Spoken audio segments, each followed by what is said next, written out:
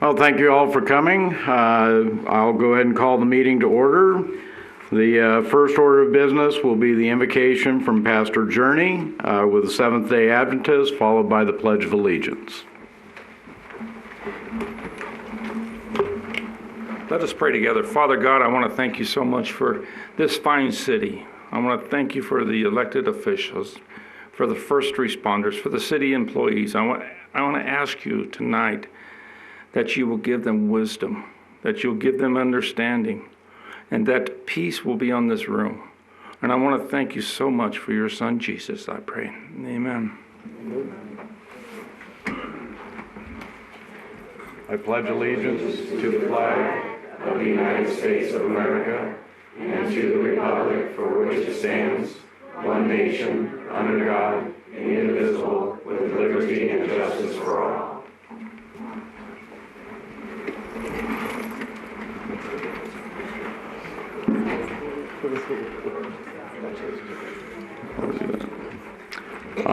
We will be welcoming a new member of City Council tonight.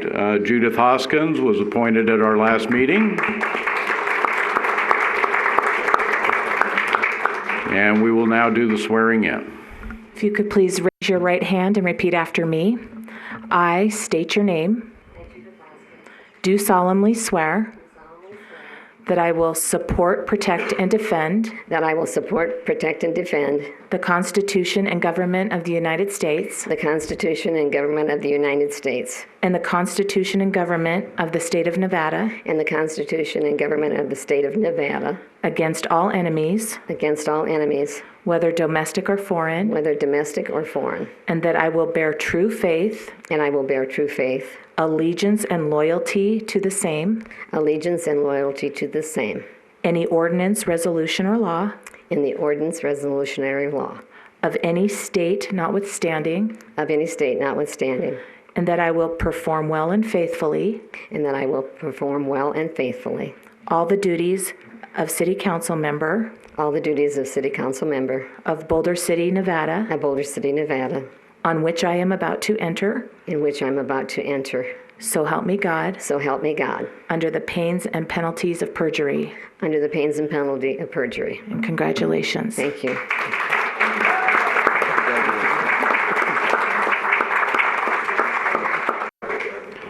Well, welcome, Councilwoman Hoskins. Thank you, sir. Okay, we'll now go to public announcements. We have one, Jill Lagan. As Jill comes from the overflow seating. Peanut gallery. Okay, hello Council. I wanted to share a few things happening in our community with events and businesses. In November, the second annual Pooch Parade was quite successful. By joining forces with the Boulder City Cruising Association, we had a classic car show and a dog show all in one. With the new collaboration, we were able to double our numbers and the profit. This year, we split between Emergency Aid of Boulder City and Sea Spot Run, a total of $1,150. We'd like to thank the city staff that helped make the event possible in Wilbur and Bicentennial Parks, as well as those that participated and sponsored the event. We'd also like to thank the mayor and council members that were present for their support and assistance. The events leading up to the holidays have been quite successful as well. This past weekend, I'm not sure we could have squeezed one more activity into our quaint little town. With the great weather and lots of guests from the Las Vegas and Henderson Valley, we were able to showcase Boulder City by way of a live nativity, a Christmas house and tree lighting, a cookie sale, a bazaar and picture party, and parades at the lake and in the historic district. But wait, there's more. This coming week, we have the Holiday Mixer in the Boulder Dam Plaza, as well as the AAUW Home Tour and the Best Dam Wine Walk featuring ugly sweaters with pretty people in them. Then, just when it seems like we've all settled down for a long winter's nap, we want to invite everyone to come out and celebrate the incorporation of Boulder City and its 60th anniversary. On January 4th at 6 p.m. in the gym of the Rec Center, we will have guest speakers, a lot of history, and stories of the past that have led to why Boulder City is great today. We will end the night with cupcakes and cocoa. Thank you to all the great businesses and the residents of Boulder City for making this a year to remember, and looking forward to an amazing 2020. Happy holidays. Thank you.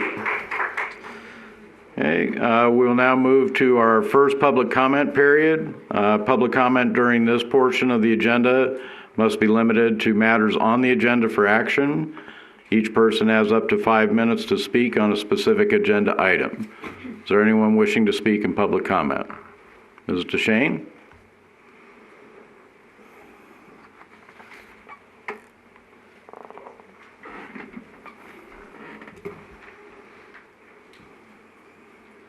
Judy DeShane. I've got a list, but I don't intend to read it all, so don't panic yet.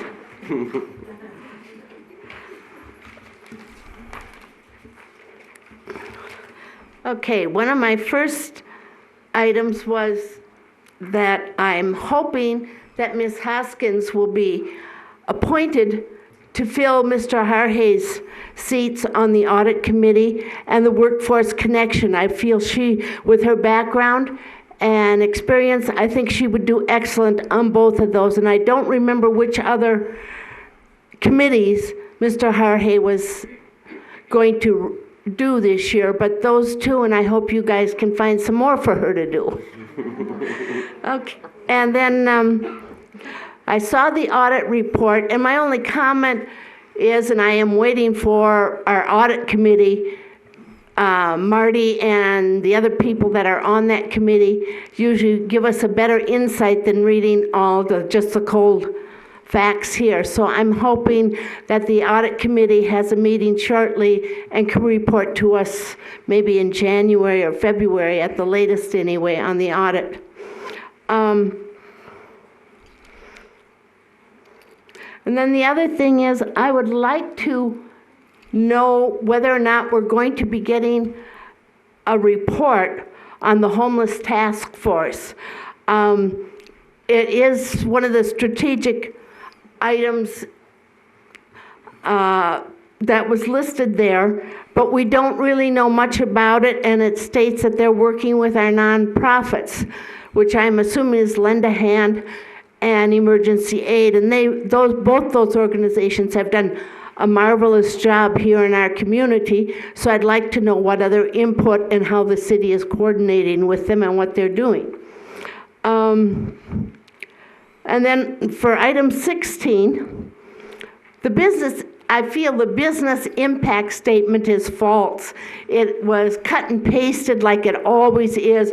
This has no impact on businesses or encouraging businesses to expand or one thing or another. And I felt that was false because this deals with the $100,000 historic preservation money that we are going for redevelopment that we're authorizing. I think it has a very big impact. It could make the difference between whether a business revitalizes their building or not. So I don't see how which could affect the businesses that have already done this, and they've done it out of their own pocket, or most of it out of their own pocket, because this includes some interior types of things which we haven't had before. The other thing is that we have, it doesn't say in there, so I'm wondering if a portion of this 100,000 is earmarked for city property, and if so, how much? And the same with, or private properties. Like, I am aware that the Museum Foundation, I believe, recently received a gift of one of the historic homes, I believe, on Avenue A, and they're going to be in the process of bringing that, refurbishing that and making it available for tours and one thing and another, from what I read. So I would like to know if that's there. The other thing is, it says that the business owner or anyone receiving this part of this money or whatever has to agree to keep the historic exterior for 5 years. I really think that needs to be up to about 20 years, because after all, this is public money. We want to preserve our historic buildings. The citizens are putting $100,000 in from the budget, and I think we should be guaranteed something more than 5 years for our return of whatever monies we are donating. Let's see, and 17, the lend a hand. I realize the city has to have an outside evaluation for what we should be charging for rent and that. But I do hope the city council, when that gets situated and lend a hand, decides whether or not they're going to rent the premises, if it's going to be feasible for them. I would hope the city council would somehow be able to come up with something that would assist them somewhat. They are one of our not-for-profits, and if we can help see Spot run, which I don't have an objection to, we should be able to help lend a hand. And I had a couple of others, but I guess I'll have to skip those because I'm over my time, I believe. Sorry about that. All right, thank you. Dr. McNay?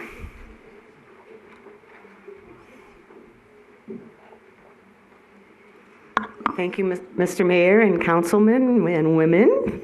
And thanks for calling me Dr. McNay. But you'll have to state your full names. Yes, Dr. Valerie Jean McNay, and I'm a 25-year Boulder City resident. And I wanted to talk about regular agenda item 18 for possible action about, as I understand, that there's city council appointments possibly going to take action on tonight. And I was really, we have great people, and I'm sure you've gotten great applicants to look at their agenda, but I'd like to put some words for a couple of people I think that would be great for the Planning Commission. And one of them is a brilliant woman, Beth Bonner-Kazmarski. She's the Vice President of Finance and Internet Services for Catholic Charities of Southern Nevada. And she has all kinds of training and regulatory experience, and I know you've seen her resume, and finance and grants, and I think she'd be a real extremely valuable member of the Planning Commission. And the other person that I think would be, because I understand there's multiple openings, if I'm correct, would be Matt DeTeresa, and I believe he's here right now. And he's a retired operating engineer specializing in heating and air conditioning, energy management, central plant operations, employee and public safety, and code compliance for 30 years, and he's familiar with life and safety systems and related codes. So I would hope you would consider these two, outstanding individuals. We have great people in Boulder City, but these are two of the really good ones. Thank you. Thank you. Anyone else wishing to speak? Mr. Martin? Yeah, just on Rob Martin, Boulder City resident. I'm also a member of the Garden Club.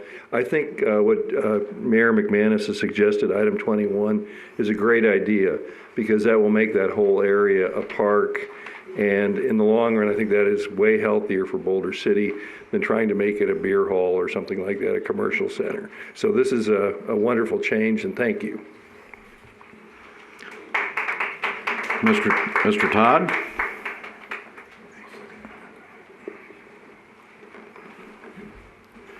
Good evening, City Council, Mayor, and staff. My name is Greg Todd, Boulder City resident, and I'd like to speak on item 8, which is for possible action, Resolution 7045.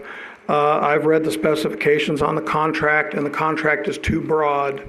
It is stating that $1.2 million that is in the 4,800 volt upgrade circuit is being tapped for almost $900,000 up to support and supply power electric for on-call services with a 2-hour response time if needed, 24 hours a day, 7 days a week with a 2-hour response window. I think that the item 8 is not listed properly in the council minutes, and I think it bears a little bit of tightening up on the specifications of the bid. Thank you. Thank you. Anyone else wishing to speak? Mr. Fan?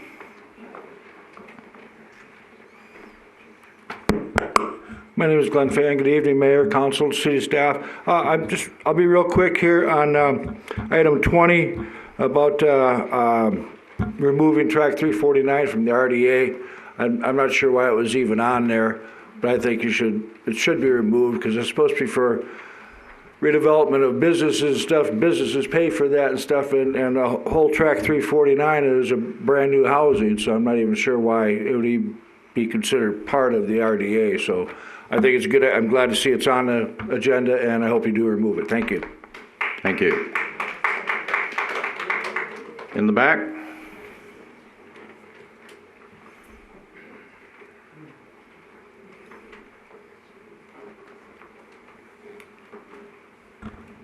Thank you. Sharon Newby.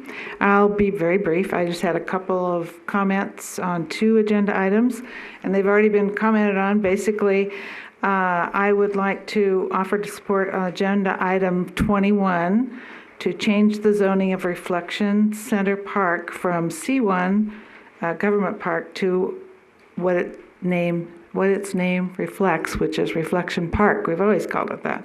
And I also hope once that's changed that then the city rec people or whatever, whoever does the parks will do something with that park. Refresh it a little bit with some gravel and some care, because it is a very nice place to go sit. And I know the 5th graders have a little passport thing, and I had the opportunity to go with a grandchild around, and we went to Reflection Park, took some pictures, she took some notes and you have to do a little drawing and everything. So it is being used by schools even, you may not know that. The other one is agenda number 18. I'd like to speak in support of Matt DeTeresa for the Planning Board. As it has been stated, he has 30 years experience in code compliance. He's a retired operating engineer, specializing in things that people that do codes know, like plumbing and electrical. He's also, though, a very strong supporter of historic preservation and our Boulder City Controlled Growth Ordinance. So I think it would be a very good asset. He'd be a very good asset to our Planning Commission. Thank you. Thank you. Anyone else wishing to speak? Okay, seeing no others, we'll close the public comment period then. And I did neglect earlier to welcome our 4th graders. I know we've had a few come up. Is there any that did not get their agenda signed? Well, why don't you all stand up and we'll recognize you, and you can prove to your teachers you were here tonight. Go ahead, stand on up.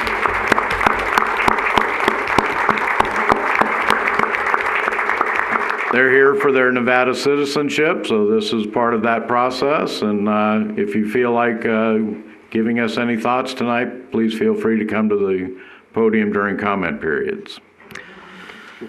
Okay, we will then move to the approval of the regular agenda. Madam City Clerk, any changes? Yes, Mayor, staff's requesting to move item number 22 to precede item number 15, please.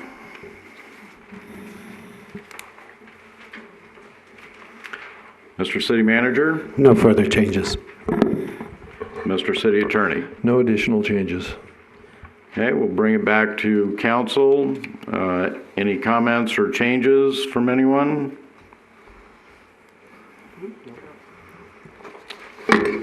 No changes. Okay. Have a motion then to amend the agenda with changes. I'll second. All in favor? Aye. Wait, I need to make the motion. I did. Okay. Oh. That's why I said a motion. Okay, we'll move then to the consent agenda. Again, any changes, Madam City Clerk? No changes. Mr. City Manager? No changes. Mr. City Attorney? No changes. Bring it back to council then for any changes by council members. No changes. I'm requesting item number 3 be moved to follow Item 22, which has been moved before item 15. Any other changes?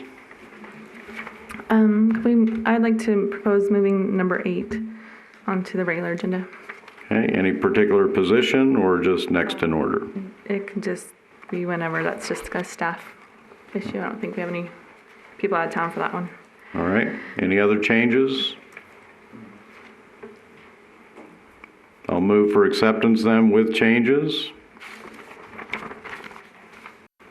I'll second that motion. All in favor? Aye. Any opposed? Okay.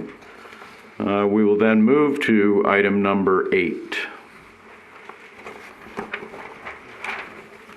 Mr. Porter will give us a Well, I'd gladly let synopsis. Mr. Luttrell, Dennis Porter, Utility Services Director, here to answer any questions regarding item 8. Item 8 is for a project that is within the FY20 capital improvement program that was approved by council. It is basically a time and materials support services contract.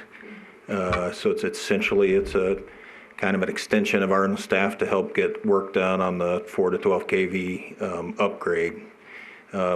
It has in their provisions where it can be used on other projects or on if there was an emergency or something like that. But as far as historically, it's just been used as time and materials to help staff get work done.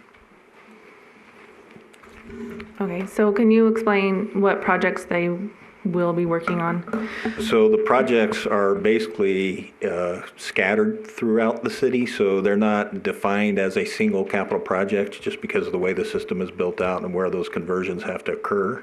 Okay. So they're basically programmed by the electrical superintendent, and then we get a quote, a time and material quote that complies with the rates that are in the contract, and then we negotiate that and do those projects. So there are a number of them. Okay. And we've worked with this particular contractor before? We have. They were the contractor that did this same similar contract in FY19.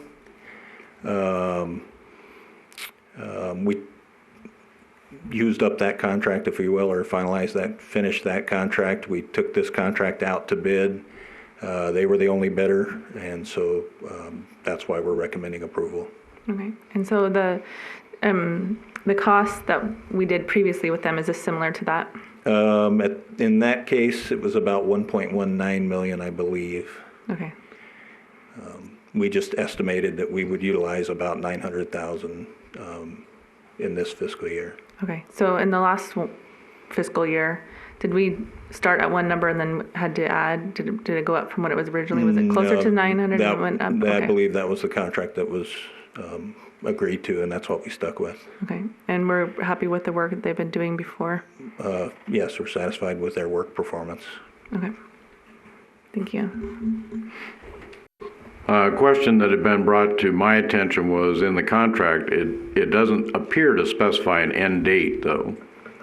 I believe there's no end date, but I think it's good for up to 18 months from approval. Okay, but it's like, do we have to do another approval, or the 900,000 is just out there until they use it up? Or it's good if they don't use it before the 18 months, and then the contract is done. Okay, so the contract period is specified, but not an end date. Correct. Okay. I had asked in my briefing yesterday, I don't know if you've had an opportunity to find out how much we have paid Par Electric over the past several years. We have. We did the 1.15 or 1.19, I don't remember exactly, the previous year. This year, what's in front of you tonight, and then the 69 kV loop project is a little over $4 million, so that's in process now. So those are the three main projects and work effort they've done for the city, or will be doing. Okay, so roughly $6 million? $6 million, yes. Okay.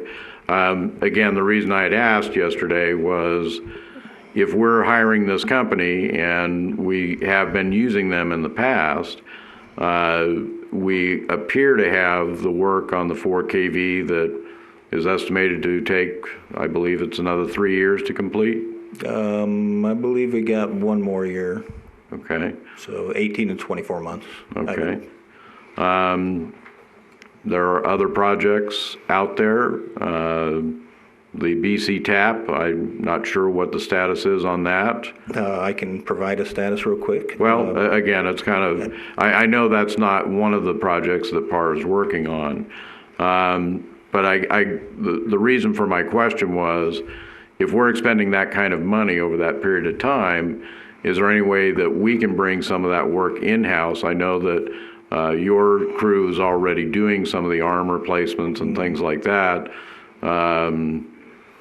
You know, we do run our own utilities. So. We do, and I think moving forward, we could certainly, once we get a little bit better handle on the going forward projects as far as pole replacement programs and transformer replacement and some of those that are going to be ongoing for some time, we can take a look at those in combination with what's currently in the capital program and do an analysis to see if it makes more sense going forward to do something like that with in-house staff. Okay. I know you mentioned earlier that they were the sole bidder on this.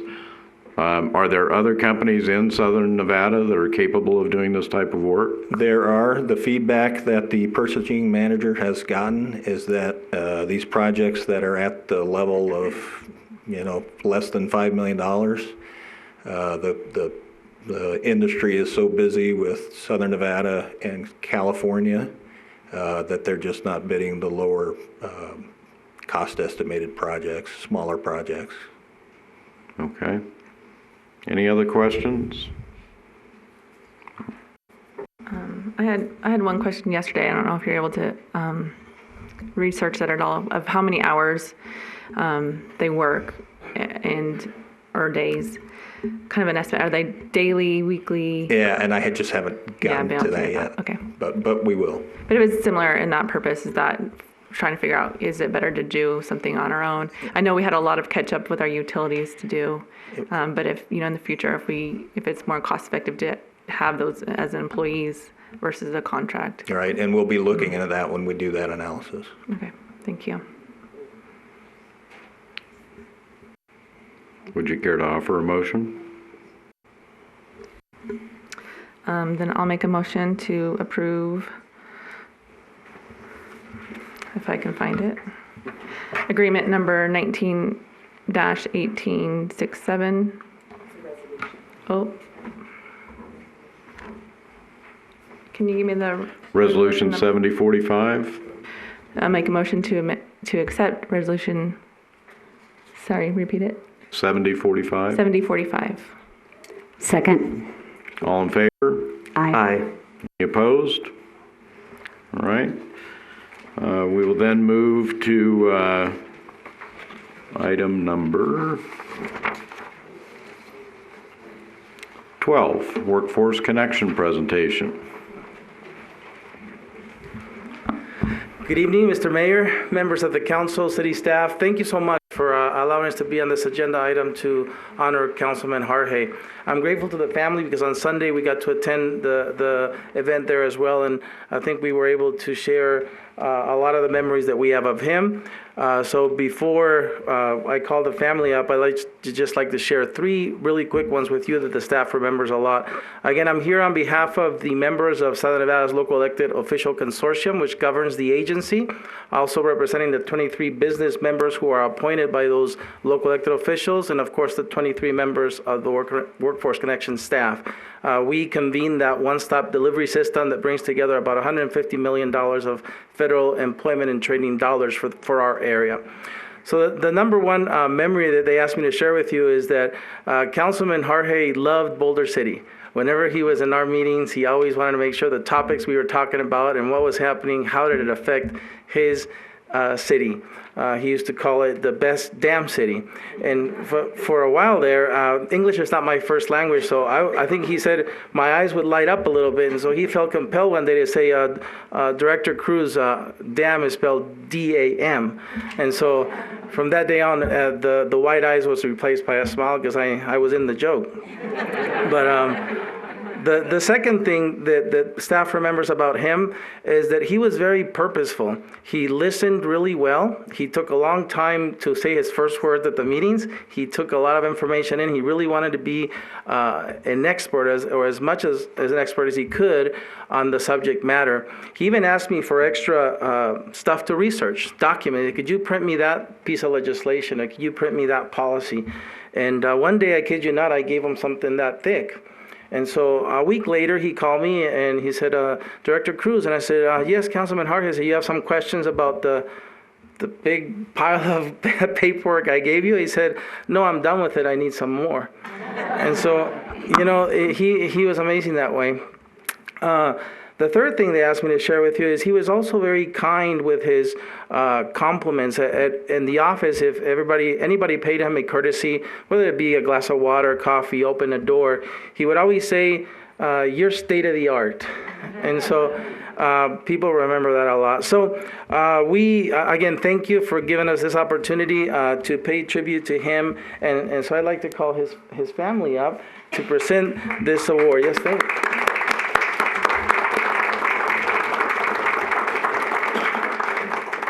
So, Marcia, I'm going to read this. It says, this is presented to Councilman Warren Harje, the Workforce Connections Chief Local Elected Officials Consortium.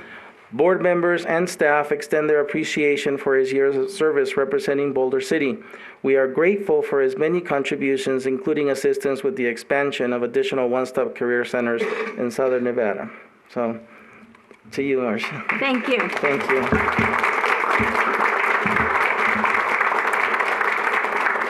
Thank you to Workforce Connections.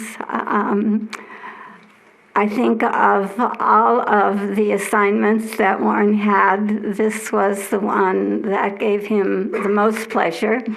I think partially because, like most of us, he had been on the side of the connection of a person seeking employment. But with all the many businesses that he had owned, he also was on the other side of the connection, needing workers that were ready to step in and be ready to go to work for him in order to be an important part of his business. One of the things that Warren and I would do every once in a while is talk about those things that we had decided at that moment in time were the reasons that Boulder City was the best place to live. And these things changed just depending what was going on. It could be a wonderful Christmas parade. It could be accomplishments of students at school. It could be a lecture that he had gone to at the library.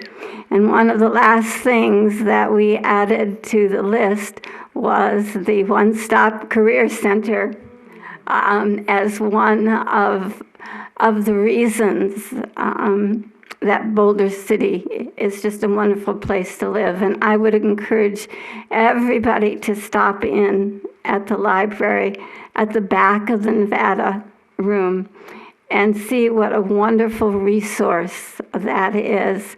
And it is federally funded, so there is no charge for all that they do have to offer. So again, thank you, Jaime. Warren loved being part of Workforce Connections. He loved Boulder City, loved representing its citizens here at City Council and beyond, including the trip to Washington, D.C.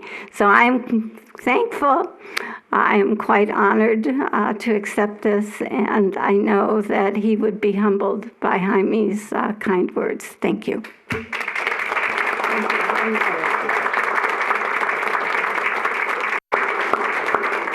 And I also want to thank Mr. Cruz and Workforce Connections for recognizing the efforts that Councilman Harhay had put forth, and again, his loss is felt by many of us. Thank you again, Mr. Mayor. Thank you. All right, we'll move to item 13 then. This is an update on the water conservation plan from Southern Nevada Water Authority.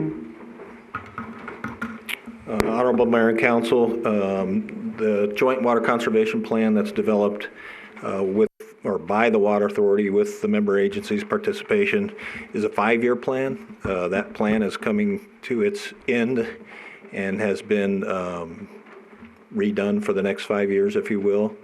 The Utility Advisory Committee has reviewed this plan, not once actually, but twice, and recommends that the city approve. And then we also have Colby Pellegrino from the Southern Nevada Water Authority to do a quick presentation for you.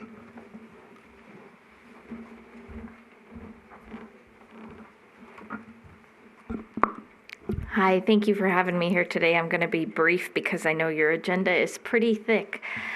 For those of you who aren't familiar with us, we are the Regional Water Planning Agency. We have some major water responsibilities, the most well-known of which is future water supply planning, but I'm here today to talk about our regional conservation programs. So just a little bit of background, within SNWA's service area live 7 out of every 10 Nevadans. And these are the member agencies that make up the Southern Nevada Water Authority. Each of those member agencies puts one person on our board every year, and Councilwoman Bridges is our member for Boulder City.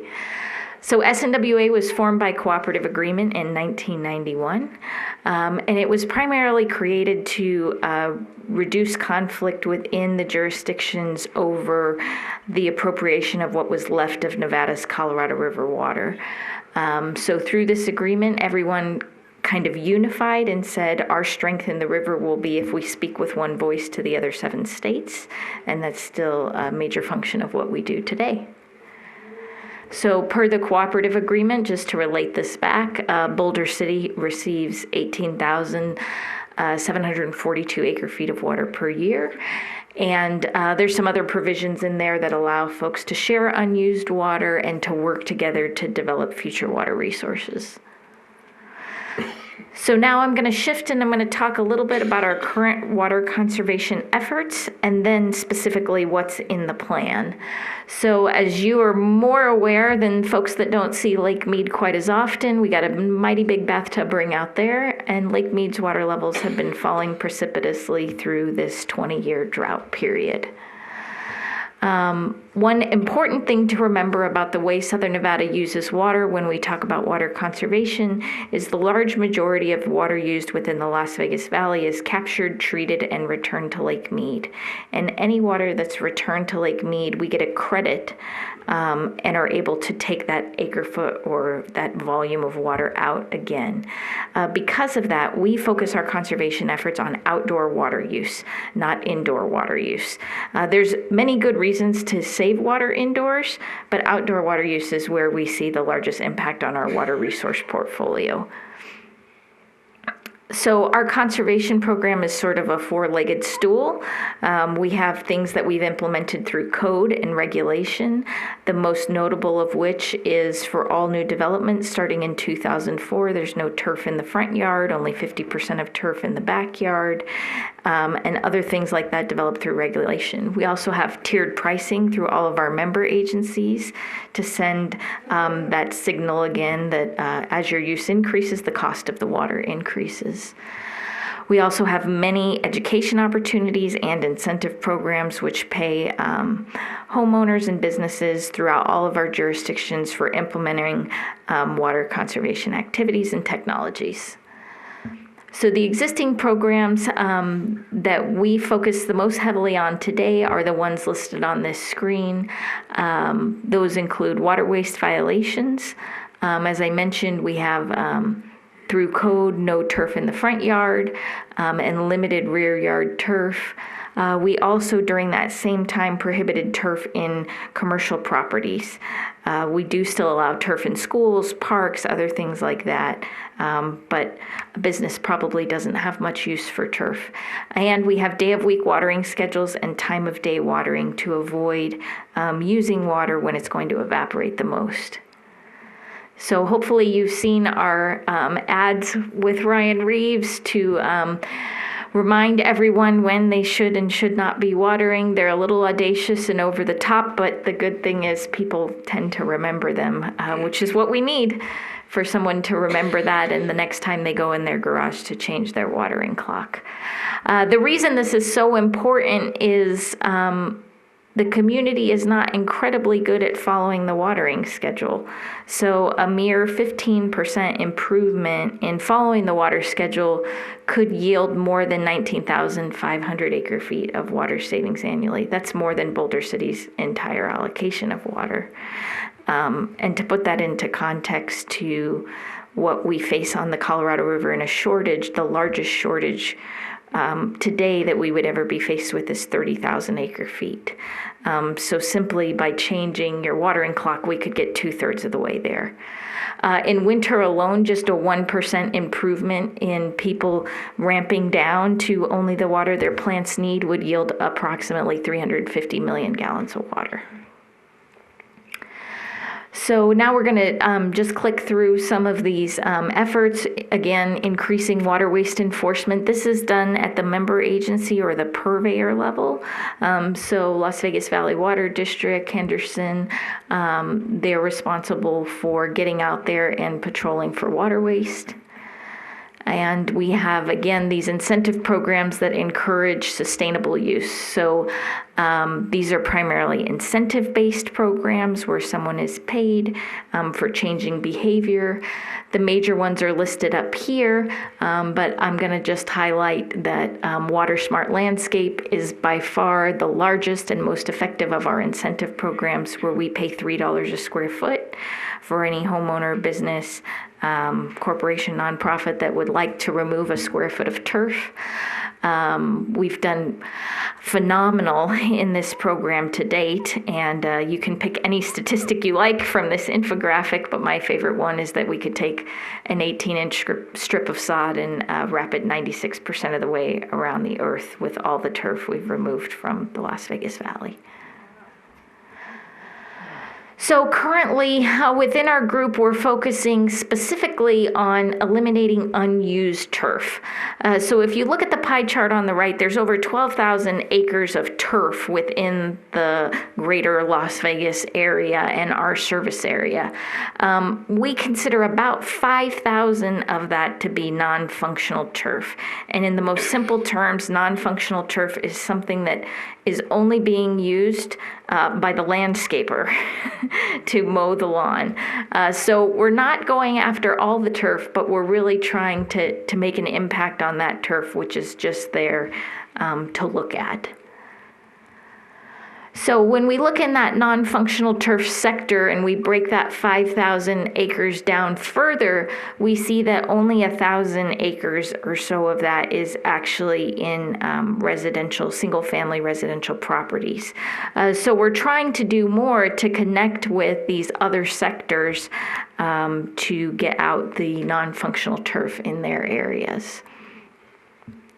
So one of the efforts to that end is we've been doing some HOA outreach. We also created an additional incentive for parks, where instead of following the typical guidelines of our program and removing the turf and replacing it with water efficient landscaping, they could remove the turf and replace it with other amenities that aren't necessarily landscaping. So removing turf that's not used and putting in a picnic area, or picnic tables, or putting in a skate park. And we hope that some of our older parks within the community will take advantage of some of those rebates to provide better amenities and get rid of some of the turf that's not being used. Another one that we focused on pretty significantly is development code. As I mentioned, we have a lot of development code that went in about 2004, but there's still some things kind of slipping through the cracks. And I'll give you an example of that. We have, like I mentioned, no turf in commercial properties, and turf can only be in parks. And people have labeled the community entrance landing between the opposing directions of traffic in the median a park, although there is no chance anybody is walking their dog there or letting their children play there. So we're going through an effort to tighten up these regulations to ensure that that doesn't continue in the future. And all of these things have really been quite successful. This is one of my favorite infographics, and it really shows that this community has been able to continue growing and use less water at the same time. Since 2002, when our programs really ramped up, our population has increased in our service area by 46%, but our per capita water use is down by the same metric, and our total use of water is down by over 25%. So the plan that's here specifically today is required, as Dennis mentioned, to be updated every 5 years. That's a requirement of both state law and federal law. And we collectively take on that responsibility for our member agencies, and it goes to each member agency for approval. The SNWA board has already approved this plan. So it focuses on all of these strategic arenas that I have discussed already, and describes first and foremost what we're doing today. We take for granted some of the things that we have done for a very long time that save water that other communities throughout the state and the nation don't do, such as universal water metering. There's a lot of communities that still don't meter every water user, and we know that's effective at conservation. It also talks about the major programs and initiatives. I went over the majority of these, or hit at least the highlights of them. Some new ones that we have on there that we're introducing for the first time, or have introduced, but this is the first time they come in the plan, is something like leak detectors. We just started a program where we'll incentivize someone to put a leak detection device on their home. That device sends them an alert if they have a leak. It's effective for reducing losses of consumptive use to the system, but also helps prevent property damage at the same time, particularly if that leak is occurring at home for any of you who've had your water heater bust while you're not there. It also includes some benchmarks for assessing progress, and these are presented to the SNWA board every time they meet to show whether or not we're on track with all of our incentive programs and getting people to enroll. And it does include new efforts and strategies, again, some of which, like the leak detection that we've put in, some of which are just more targeted outreach, such as looking for homeowners associations that are responsible for maintaining large amounts of non-functional turf. And those are all, again, included within the plan. And that's about it. Any questions I can answer? Thank you. Any questions? Mr. Adams? Yeah, just I think it's real great, some of the work that you guys are doing. I was curious, you talked about the, I'm going to get hit now for not remembering the Golden Knights player name, Reeves. Do you have any idea how successful a program like that has been in getting the information out? And yeah, advertising's effectiveness is not the most easy thing to measure. This year, for example, our use is down 7%, and some of our seasonal use metrics, like month-by-month use, are lower than we've seen them. For example, we have no watering on Sundays, and we're seeing the largest difference between weekly water use and Sunday water use than we've ever seen on the Las Vegas Valley Water District side. So we are seeing the effectiveness of those. It's a little bit harder to quantify until we get a couple more years of data. But we also have recall information, and people are remembering the Ryan Reeves ads a lot more than our previous ad campaign. So that's a good thing. That's what we want, and that's why they're a little on the audacious side. Good. Out of curiosity, who are the biggest users of Southern Nevada's water? As far as consumptive water use or just net water, total water use? What's the difference, I guess? That might be a big question. So one is the amount of water you sell to someone, so everything that goes through their meter. The consumptive water use would be the metered use minus the returns. Consumptive water use is pretty hard to quantify, but for metered water use, obviously it's the resort sector. But the resort sector has a very small consumptive use footprint because by and large, the water that they're using is being returned to the sewer, treated, and going back to Lake Mead. Thank you.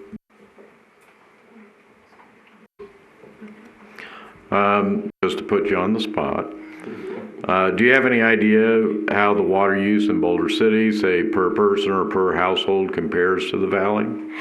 I know that we don't calculate that number specifically ourselves. Boulder City, I think, is higher in general for two reasons. One, we've got a whole lot of parks per capita in Boulder City. That's part of what Boulder City likes. And two, Boulder City's wastewater doesn't currently make it back to Lake Mead. So whereas Henderson and the Las Vegas Valley Water District are treating that water and returning it to Lake Mead, their net consumption is significantly lower than Boulder City's. Okay. You're correct. I mean, there's a reason why our city motto is Clean Green Boulder City. We do enjoy our parks here. There have been a couple of things that have been done. I know Oasis Park recently, there was a playground, I believe, either expanded or added there. There have been a few things like that that have been done at our parks.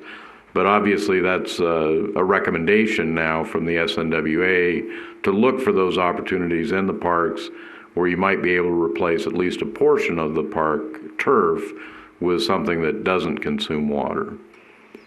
Or consumes less water. Another program that I didn't touch on is we have an incentive just specifically for municipalities to convert cool season turf to warm season turf. So Henderson has been the first municipality to take advantage of that, and they've converted a lot of their baseball diamonds from a fescue grass to a Bermuda grass, and they receive an incentive about $1 a square foot to do that. It covers their cost, and there'll be not as large of a saving as taking out the turf, but where we have turf, it's a lower water use turf. Okay. All right. Any other questions? Councilwoman Folda? I don't have a question per se as a comment. So just some background. I moved here from a place that only watered twice a month because the rest of the time it was winter. And so we never really worried about water. But our first exposure to the water and the drought and issues around here was at Springs Reserve, just taking my kids there. And they have an area that talks about a lot of this data of how much we've saved. Back in the 90s, we used a lot of water, and we've actually using less probably than then because of all the savings that we've been doing through education. And as well as my kids bring home, and I think you do a flyer for the schools. Mm-hmm. So my kids bring home those. And so I think, that education outreach for, different, not just getting a mailer in the mail, it reminds you which week, but, we do see those things and just give you some feedback that is, my kids do talk about this stuff, and they're getting it from those flyers at school, and I appreciate that. Yeah, we're happy to do it. I have a daughter in first grade, and when I go to career day, my job doesn't make a lot of sense. So we ask them how to save water, and they say, turn off the water when I brush my teeth and take a shorter shower. And I say, but have you ever seen a broken sprinkler in your yard that Daddy didn't fix for a long time? Think of how much water that wastes. And they're like, oh, I'm going to go tell Daddy. Yep. So thank you. I still to this day remember there was a coloring book that I got when I was in 5th grade or 4th grade, and for some reason some of those images still pop out in my head for ways to save water. So I just thought I would add to that.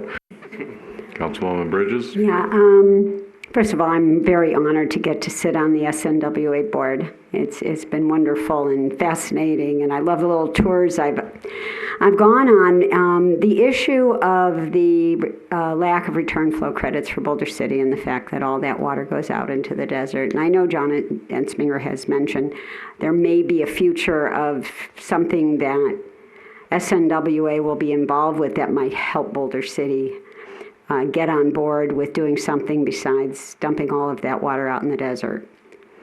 And do you know anything more about that you can talk about, or where we are with that? Yeah, I certainly can. We actually have a Citizens Advisory Committee convened right now for the Southern Nevada Water Authority to talk about future infrastructure needs. And SNWA for a long time had stayed out of the realm of projects like that were utilities and how they manage their individual utility. But as we broaden our scope and look at the cost of what it takes for some of these other water conservation measures, the Boulder City, connecting Boulder City's wastewater into a system that can convey it to Lake Mead is actually a reasonable cost alternative. So that is one of the infrastructure projects that's included for that committee's consideration. Mm-hmm. They'll be deliberating, I believe, through April.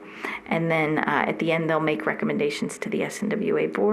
And I personally am hopeful that they'll recognize that as being low-hanging fruit for water conservation and water resources. Thank you. Yes. Good low-hanging fruit. And we appreciate your serving on the board as well. Yeah, and with regard to that particular project, there are projects that we may have use for that water. There have been a number of proposals that have been made. The other thing we're always concerned about here in Boulder City is how it's going to impact our growth patterns here, because we've had conservative growth for 40 years now, and what that project might bring with it is something that we would have to consider. Certainly recovering the water is a worthwhile thing, but if we would see a large transformation of our area here, that's something we would have to consider as well, but certainly something to look at. I agree completely. Thank you. Any other questions? All right, thank you. Thank you. We are now on to item, excuse me. I forgot, I thought it was just a presentation.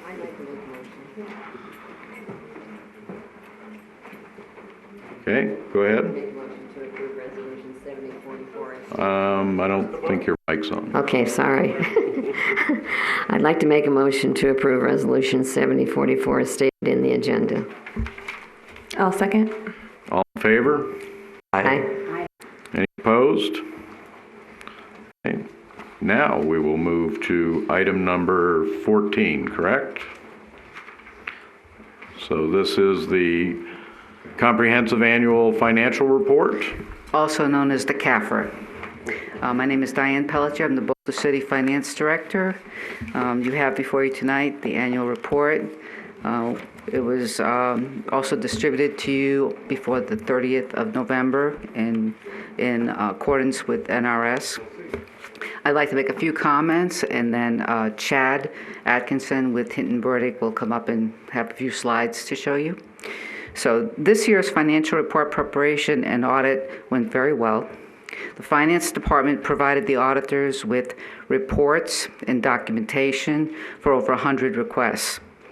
Hinton Burdick staff assigned to our audit was almost identical to the team they sent last year, which we called the A-team. This helped the process tremendously due to the team being familiar with Boulder City processes and policies and information. Many city employees provided information and answers, but I do want to give one particular person recognition for all the work she did to make our year-end close the success that it was. Ms. Rebecca Gillis celebrates her 6-month anniversary today with Boulder City, and she's in the crowd. She's right there. Ms. Rebecca Gillis came to us about 6 months ago to the day, and she comes with over 10 years of experience in municipal government and also worked in the state auditor's department in Utah. She's a CPA, and her knowledge and experience was extremely appreciated, and I thank her tremendously because she just hit the ground running. It was like she'd worked here forever. She probably feels like she's worked here more than 6 months at this point, I would think. So thank you very much, Rebecca. And with that said, I will give the floor to Chad Atkinson, the senior partner with Hinton Burdick, for his comments, and then we'll answer questions.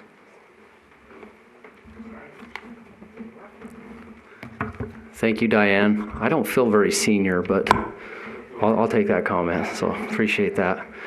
Mayor, members of the council, it's nice to be here tonight. I've had the opportunity to meet a few of you, and good to see you tonight, and thanks for the opportunity. So I'm going to cover the fiscal year 2019 audit presentation, and I guess I just click off this thing. Is that what I do here? Okay.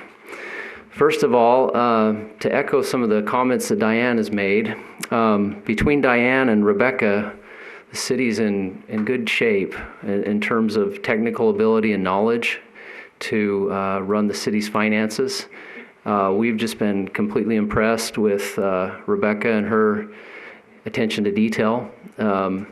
She's quickly earned, within my office, we kind of have a ranking of clients of precision and thoroughness and things like that. She's near the top, if not at the top, in her thoroughness. So we appreciate her efforts, and I know she still has some things to learn about the city and its history, but she's doing a wonderful job along with Diane. So all those that were on the team, we want to thank them for gathering information for us and providing everything that we needed to do our the proper audit documentation that's required by the standards. So also wanted to mention in my slide here that we're doing an on-time delivery for the financial statements in accordance with NRS.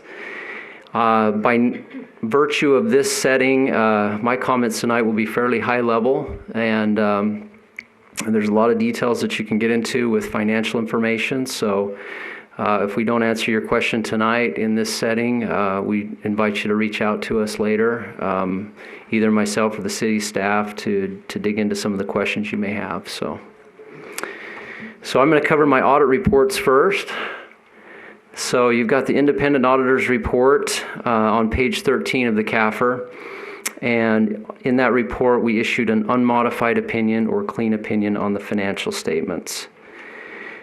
On page 127 in your CAFR, we have a report on internal controls over financial reporting and on compliance. We're happy to report there's no findings, no significant deficiencies or material weaknesses as it pertains to internal controls in the test work we've performed, and we congratulate the city on that. That's easier said than done in a larger organization where there's a lot of different processes going on. So we appreciate the fact that that's the outcome here. Two other audit reports that we do as the independent auditors. We do a report on compliance with statutes and administrative code in accordance with NRS. That's on page 129. In the state of Nevada, we're required to go through the NRS, particularly section 354, and develop procedures to test compliance with the NRS. And we're happy to report that there was only one issue, and that's noted on page 43 in note 3. There was one fund, the aviation fund, I believe, had an over expenditure of its budget, but when you hear the reason for this, you'll kind of chuckle, because there was one line item that wasn't budgeted for, depreciation, which is not a cash outflow. So that was not budgeted for, and so it appears as a over expenditure of the budget. So we've talked to Diane and her team, and they'll correct that for the upcoming budget cycle. So not a significant issue. The last report that we did was the independent auditor's report on compliance for each major program, and the rest of the title there. That's on page 133. We're required to look at your federal awards that are expended within the city. We did an audit this year, a single audit, federal single audit on the airport improvement program with the improvements that are going on there. And we're happy to report there were no findings related to that, the expenditure of those awards. So, any questions thus far that I can answer? Okay. I'm now going to go over some financial highlights at a very high level, and if you want to turn and kind of follow along with me, I'm going to be on the CAFR on page 29 first for your governmental funds. And I think everybody got a copy. It's nice reading right before you go to bed, so can help you. Page 29, this is basically the statement of operations for your governmental funds. I'm just going to give you a minute to look at this. You've got three major funds: the general fund, the capital improvement fund, and the special projects fund. And the bottom line result for these funds, whether the fund balance increased or decreased, is the third line from the bottom, the net change in fund balances. So you can see all funds were an improvement from the prior year, and overall all governmental funds increased from the previous year by $7.3 million. So that's a healthy increase for the city to have resources on hand, which I'll touch on a little bit later. I'll go over some resources on hand in the particular funds. Any questions on the governmental funds before I go to your business type funds? Okay. So let's look at page 32.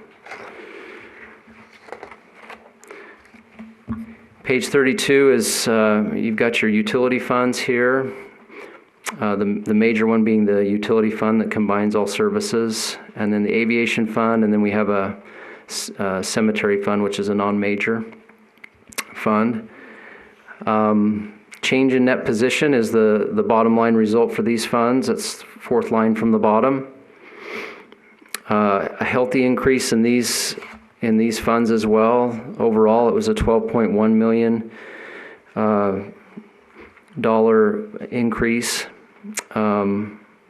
in net position. So these are. This is a blessing to have these kind of resources on hand as a city. I know that in these funds in particular, you have ongoing capital improvement needs to keep the system in line, so you need resources coming in and being accumulated for future capital outlay that will be needed there. So, any questions there? I did have a question on the utility fund. You said that the balance then increased by $12 million? Yeah, in the utility fund in particular, it was $10.4 million, but for all business type activities combined, it was $12.1. Okay. So within that utility fund then, $10 million improvement over the preceding year? Yeah. Now that's not deducting then potential capital improvement projects? Right. Yes. However, we then saw an increase in revenue among the funds of $10 million. Yeah, the revenues did increase and the expenditures increased, but overall the financial position of the whole fund improved by $10.4 million. Okay. Yes. The reason I'm asking is we have gone through a series of rate increases within that fund. We recently stopped application of an automatic 2.5% rate increase. My feeling about that was that the rate increases that had already been imposed were certainly sufficient to start building towards capital improvement projects that were needed. I think this confirms it then that the position of that fund increased by over $10 million from the prior year. Yeah, and it is tied to your future capital needs. So as long as you're assessing those and you have adequate resources, yeah, that's something to look at. I do have a slide in the slide deck as I go forward that will show the resources for the last 5 years in that fund as well. All right, thank you. Okay. So let's go there now. We'll start with the general fund. This shows the last 5 years. I know, I apologize, it's kind of small, but I'm not sure how to make it bigger. Bigger screen. We need a bigger screen, huh? So your unassigned fund balance, which is resources that don't have, I guess, ropes around them, so to speak. The unassigned fund balance is up $919,000 from the previous year at $21.6 million. This is the top line. That represents 8 months of operating reserves for the general fund, which is wonderful. The kind of the bare minimum in the industry for a general fund is 2 months. So you're ahead of that recommendation. We also have a little bit of committed fund balance in there as well. There was a $2 million emergency reserve that was added, and you can see that on the slide for fiscal year 19. And also a little bit of non-spendable for things that have already been purchased, inventory and prepaids of $253,000. So conclusion with the general fund is a northeast trend of resources here. So any questions there? All right, next fund here is the capital improvement fund balance.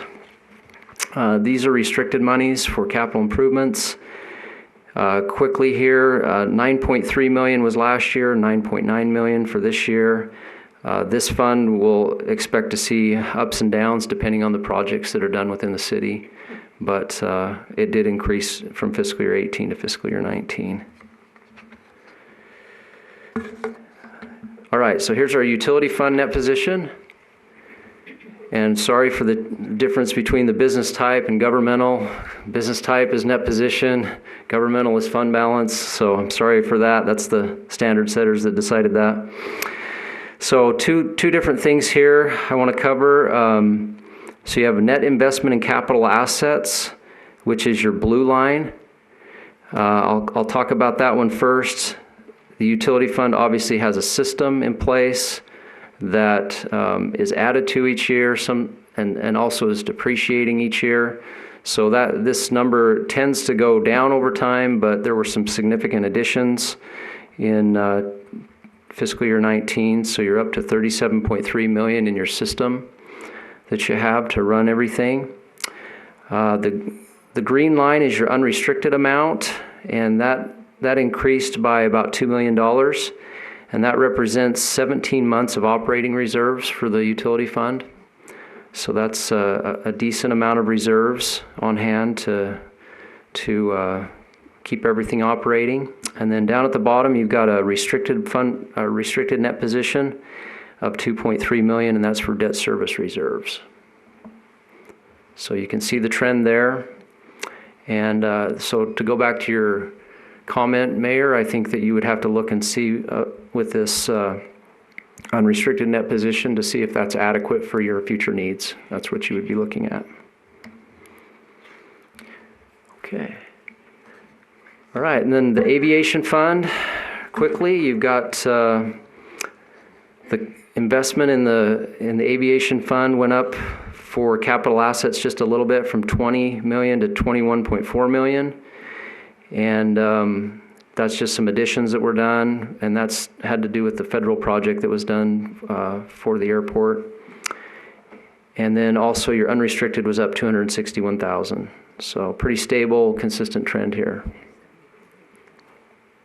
And then finally, these are your cash balances by type. So you've got your governmental type cash balances.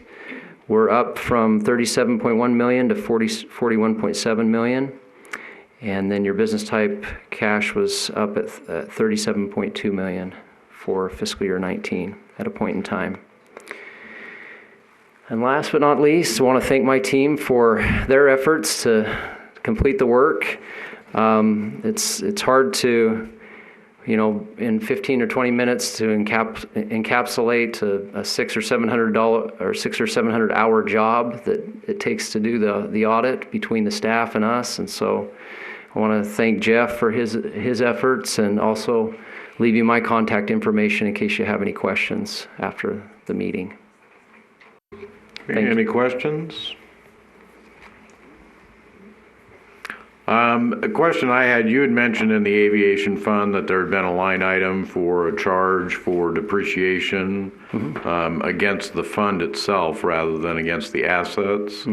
That seems to have been a question in a couple of the funds where it looks as though there's a charge for depreciation being made against the revenues.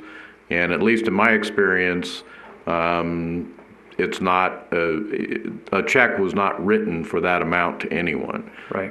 It does affect the general health of a fund, but it's not a charge against revenues. Is that correct? Yeah, so this is just a reporting difference between business type funds and governmental type funds. The governmental type funds, you don't have a depreciation charge in there for your capital assets, but in the business type funds you do. So that would be the utility, the aviation, cemetery funds versus the general fund? Yep. Okay. So that's an estimate of how much your capital assets are depreciating each year so that you can kind of build that into your rates so that you can replace those assets that are depreciating down the road. And of course, there should be additions if we do undertake a capital project. We have a transformer, a significant transformer that's being replaced now. How that adds value back into our system. So we lose value as things grow older, but as they get replaced, then we're gaining value back. Yep. Okay, so it's not all downward spiral, I guess, is what I'm getting at. Yeah, exactly. Okay. Great well, question. Again, I've been involved in a couple of these reviews. I know how much time going by the conference room there, seeing your team. Never saw anybody look up, never heard anybody talking. So looked like there was an awful lot of hard thinking going on. And again, to Mrs. Pelletier and her staff, this is an undertaking that the law requires each year. It's certainly a necessary thing so that we get an idea of what everything looks like. But I appreciate the hard work that everyone has put in on it. Thank you. Thank you. Mrs. Pelletier, anything else? Okay, any other questions? All right, thank you. Thank you. Okay, we will now move then to, do we have to vote to accept? Yes. Darn, I thought these presentations were going to be easy. All right, so we are looking at. I'll move to receive the fiscal year 2019 CAFR. Okay. Second. Before I call for the vote, actually, I did think of one other thing. It had been mentioned in public comment about the audit committee, and I know we spoke yesterday in my briefing about it. In my view, and I participated on the audit committee, participated in the last update or revision to that resolution as far as the audit committee is concerned. It's not optional, in my opinion. We want the audit committee to look at this report. They are going to take that additional time to look at that report and be able to assist the council. That's the purpose of these committees, is to have that subcommittee look at the information, have additional time available for questions, review, and all of that, and then help to inform the council of what they find.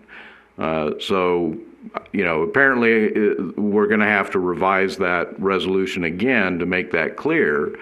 But I think that's a very important part of this process, that we do have a committee. That committee has that responsibility to look at this report prior to it coming to council. I know the recommendation that was made was that the committee meet at least twice a year, once to review the report when it's completed, and at some point prior to that, so that if there are any items that they would like the audit team to concentrate on, that can be discussed at that time. So we'll have to look into that because we're not going to have that review this year. With that, then, we have a motion on the floor. All in favor? Aye. Any opposed? Okay. We will then move to item number 22.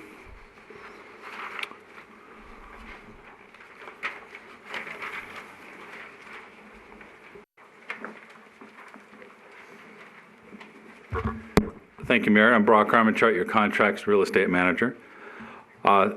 This is the 5th time that our city council has reviewed a development agreement for one of our solar projects. Copper Mountains 1, 2, 3, and 4 had this identical agreement, and our current lease with Copper Mountain 5 requires us to negotiate a development agreement very similar to what we've done for Copper 4, which had a requirement for Copper 3 and so on. A development agreement is authorized under NRS 278.0201 through .02073. And you may notice that there is a lot of regulatory language within the development agreement, and that is lifted directly from the NRS so that there is no confusion about what is happening and what is going on. The development agreement, in layman's terms, places a freeze in time on the regulations that are applied to the project. In this particular instance, it's a freeze on the building codes and any zoning code changes that may occur during the life of the project. In my 15 years that I've been with the city, we have yet to amend any building codes or zoning codes that would have affected a solar project. The energy code is fairly constant as far as it applies towards utility scale energy projects. And our zoning code for solar energy covers a half page. So not a lot to be changing. The primary reason for the development agreement is to provide certainty to the lending institutions that will be financing this project. And we do expect that we'll be entering into future development agreements for the Boulder Flats solar project when that comes before you later this spring. Representatives from Consolidated Edison are here should you have any questions. Otherwise, staff is recommending approval of the development agreement. Thank you. Any questions?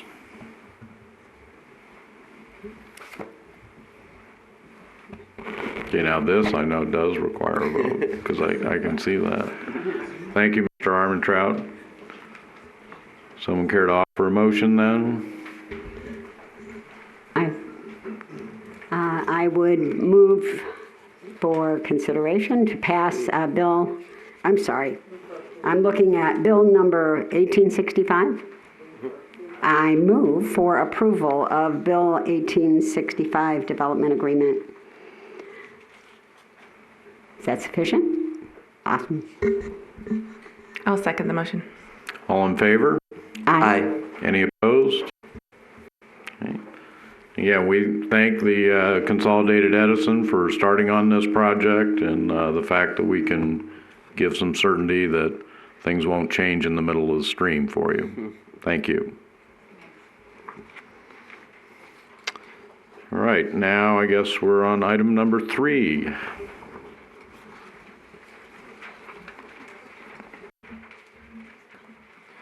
Good evening, Mayor and council members. Keegan Luttrell, your Public Works Director. Item number 3 is Resolution 7039, our annual street reconstruction program. This is a funding agreement with RTC for $1.5 million. In this project, we're looking at reconstructing the intersection of Nevada Way and Wyoming, also reconstructing Wyoming east of Utah, and then also Vaquero Drive and I'm probably going to butcher this, Marge Court. I'm here to answer any questions. Thank you. The reason I had requested this be moved, I've actually voted on this as a member of the RTC board under their consent agenda. And as I was doing my review on this, I had not heard of this street, the Marge Court. So did a little Google Earth search on it. And I just have a question about why this particular street became a priority. And by the way, there are some handouts available. Are those back in the back, Madam City Clerk? Okay. It shows the Google Earth view of this. This property, this street, or these two streets, look to be at the very south end of Boulder City. Mm-hmm. It also appears that there are only 2 homes that would be serviced by this project. Vaquero Drive dead ends before it gets to Georgia Avenue. It's impassable because of the flood channel there, but it's also barricaded at that point. Marjay Drive, again, there's 1 house on there, and there's another house that fronts onto Mendota that has looks to be an entrance onto Marjay Drive, Marjay Court. What was the priority that went into it? Again, the asphalt does appear to be in poor condition, but why this street? The program is called the Arterial Renovation Program. We certainly couldn't consider that street an artery. Yeah. To give you a little background information, we had, through RTC, they funded the project. It was a street assessment. We had an engineer come in. They used their LiDAR technology. It's a very fancy van with cameras and all sorts of fancy doohickeys all over it. They drive every street in the city, and they input all of that information to a computer. They crunch all the numbers, which essentially rates all the streets. The engineer goes out, double checks a handful of those streets to make sure all the data is accurate. And then they also go with what we have in our CIP for funding and working with RTC. This year we had programmed $1.5 million. So they picked out of the lower ranking streets, which Marjay and Vaquero both ranked. Well, I know Marjay was a 2 out of 10 and Vaquero was a 3. So that essentially puts them in the reconstruction program. They put all these puzzle pieces together where between Nevada Way intersection and Wyoming, they only had a small amount of money left over to get to that 1.5 million. So they looked through all of the streets that needed reconstruction and found those 2 streets fell within that funding amount. That's why those 2 were selected. Well, again, I have an issue though, if there's limited funds available from the RTC. And these funds are the result, I believe this is one of the projects from the RTC, that a sales tax, fuel tax was imposed on everyone in Clark County. Mm-hmm. Just Clark County, not the rest of the state of Nevada, only Clark County.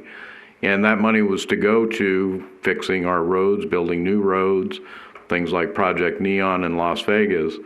But that money's fixed and it has increased as people have driven more over the past couple of years, but we still only get a certain amount of money.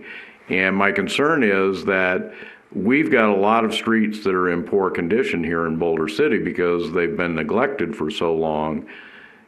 I'm sure that the folks there, the 2 homeowners there in that area would appreciate this project, but if we're looking to get bang for the buck on these tax dollars, I'm just not sure that that's the streets we need to be looking at first.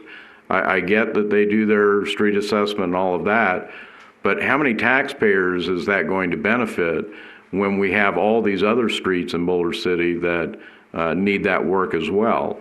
Even if it's a partial project on something like Avenue B or one of the major streets here in Boulder City, again, I don't want to disparage those folks out there, mm-hmm. but there's only 2 homes there. Yep. And there's no through traffic. The street does not extend anywhere. The only people who are going to be on that are folks that are going to those 2 homes. Yep.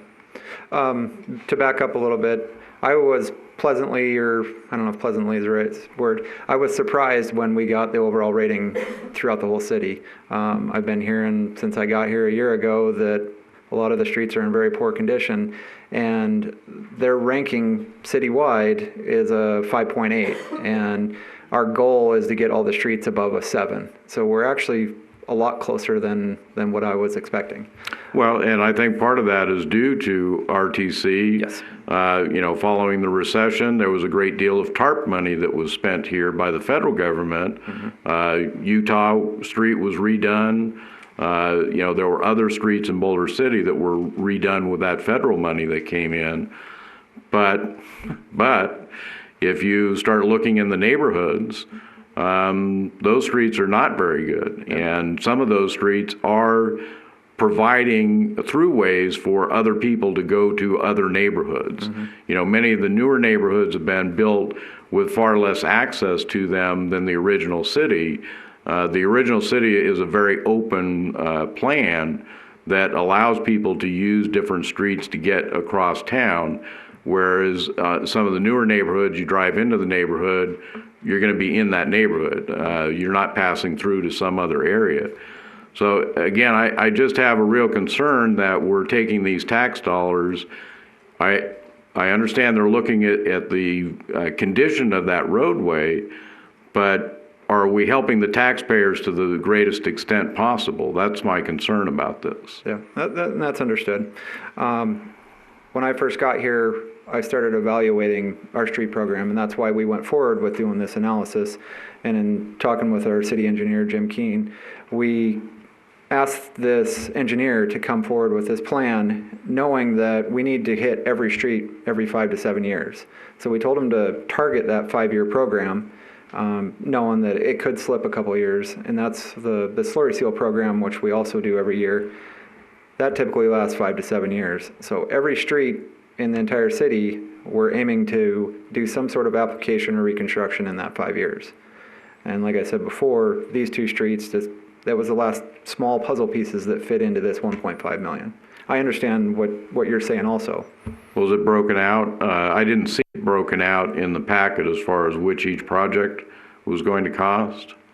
Yeah, it wasn't in the packet. For Marge and Vaquero, it's about 225, 230,000. I don't have the number for just the intersection. Or no, did I do that? No, I don't have the number just for the intersection. And then Wyoming going east was, I think it was just shy of $1 million. Okay. And, you know, Wyoming is certainly one of our heavily traveled streets, but it seems to me that portions of it between Utah and Nevada Way had been done as part of that TARP money. And that's why we're going to go east of Utah. Actually, the asphalt out there, in between these large 8-inch cracks, is in great shape. And the engineer was originally proposing just to do a heavier slurry seal, but when you see cracks that are 8 to 10 inches wide, you know there's a problem with the base. I've heard from bike riders that they avoid that stretch of Wyoming. Yep. So that's why we want to fully reconstruct that one. Yeah. Okay, but you also have on there the sections between Utah and Nevada Way, is that right? Not for this program. Okay, so we're just talking east of Utah. So then. River Mountain or River something, Right. to where it turns south. Right. Yep. Okay. I did have my briefing. We do have an RTC meeting on Thursday. I had my briefing for that yesterday. They are amenable to us amending this for another project. I would be fine if we pass this with that condition that we modify this resolution to remove that project, or at least hold that project in abeyance until we have an opportunity to look at some other possibilities. Again, we're close to $250,000 on this project. It seems that there might be other areas where we could use that. Yep. Yeah, and I was looking through the report we got from the engineer. I haven't provided you guys a copy with that because we had a couple minor tweaks they need them to make. We should be getting that back within a week or two, and I was planning on providing a copy so you guys can see exactly what they did. But yeah, we can, if that's what you guys want to do, we can definitely look at the other streets to see what would fit closely in that remaining funding. Okay. Or if RTC is wanting to revise that, we can find something that will fit. All right, Mr. City Attorney, did you have a concern? My only concern would be if the RTC has already taken action on this, if that's the desire of council, what you may want to do is just not take action on this particular resolution until the RTC makes a determination as to what they may do, and then bring it back to the council. Well, obviously, that would have to get agendized for the RTC, so we wouldn't be able to speak on it this week, but... I think we have a little bit of time. We could probably get it on their January agenda. Okay. Well, again, I will make that motion. If there are any other questions before we do a motion? I just had some comments because, I found the same thing when I was looking at these. I wasn't familiar with that street at all, so I just looked it up as well. And I actually thought it was a private street because really, at least Marjay is kind of a secondary access for two homes. Mm-hmm. So they both have access to another street without that road even being there. And because it's a dead end and it ends in a cul-de-sac, I actually didn't think that was something that the city even had. Is that beyond a slurry seal, or has that ever been, where are we at with that? It's well beyond a slurry seal. At a rating of 2, I jokingly say it's getting close to gravel. But our average city streets are, what you said, 5? 5.8, okay. Yep. So, but that was also a thing, as far as priority, I don't want to say that they're less deserving than anyone else, but they definitely, as far as what this is called is an RDL reconstruction program. When you're comparing it to Wyoming and Nevada and Wyoming and Utah, those service a lot of cars, a lot of traffic. So although road condition might need some four-wheel drive for a little bit, I'm not sure, but really to service if there's something that can service the taxpayers and use that $250,000 as a higher priority until we figure out that. Because the council hasn't seen, where, the studies that you have. So I guess we don't have that same priority list. Yeah, I'm not sure why RTC calls it an arterial reconstruction when they'll give funding for all city streets. Arterials really is Georgia, Adams, Buchanan, stuff like that. So. Right. So I guess that's where it kind of looks like it shouldn't fit it. It's kind of a sore thumb. Yeah. Mm-hmm. Councilwoman Bridges? Yeah, I do have a question. Okay, say we did not consider that intersection today. At some point, that intersection will come up again, right? Are you talking about Nevada and Wyoming? No, or we're talking about the the Marjay Beccaro. Okay. That will come up at some point, correct? Yeah, every intersection, every street in Boulder City. Every city-owned street, every city-owned maintained street, I want to be able to do some sort of resurfacing, reconstruction within 5 years. Okay. We wanted to essentially break it down into zones, which also helps when the citizens call. They can say, hey, when's my street getting done? I'll say, well, you're in zone 2, so that you're programmed for fiscal year 23. It's kind of hard to do the zones with the shape of our city, so the engineer tried breaking it down more into larger neighborhoods.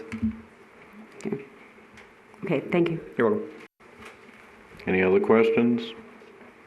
Well, I'll move then to hold this in abeyance until such time as the RTC can reconsider the agreement and that project in particular. Okay. Do we have a second? I second the motion. All in favor? Aye. Aye. Any opposed? Thank you, Mr. Luttrell. We'll move now then to item number 15, the strategic plan update.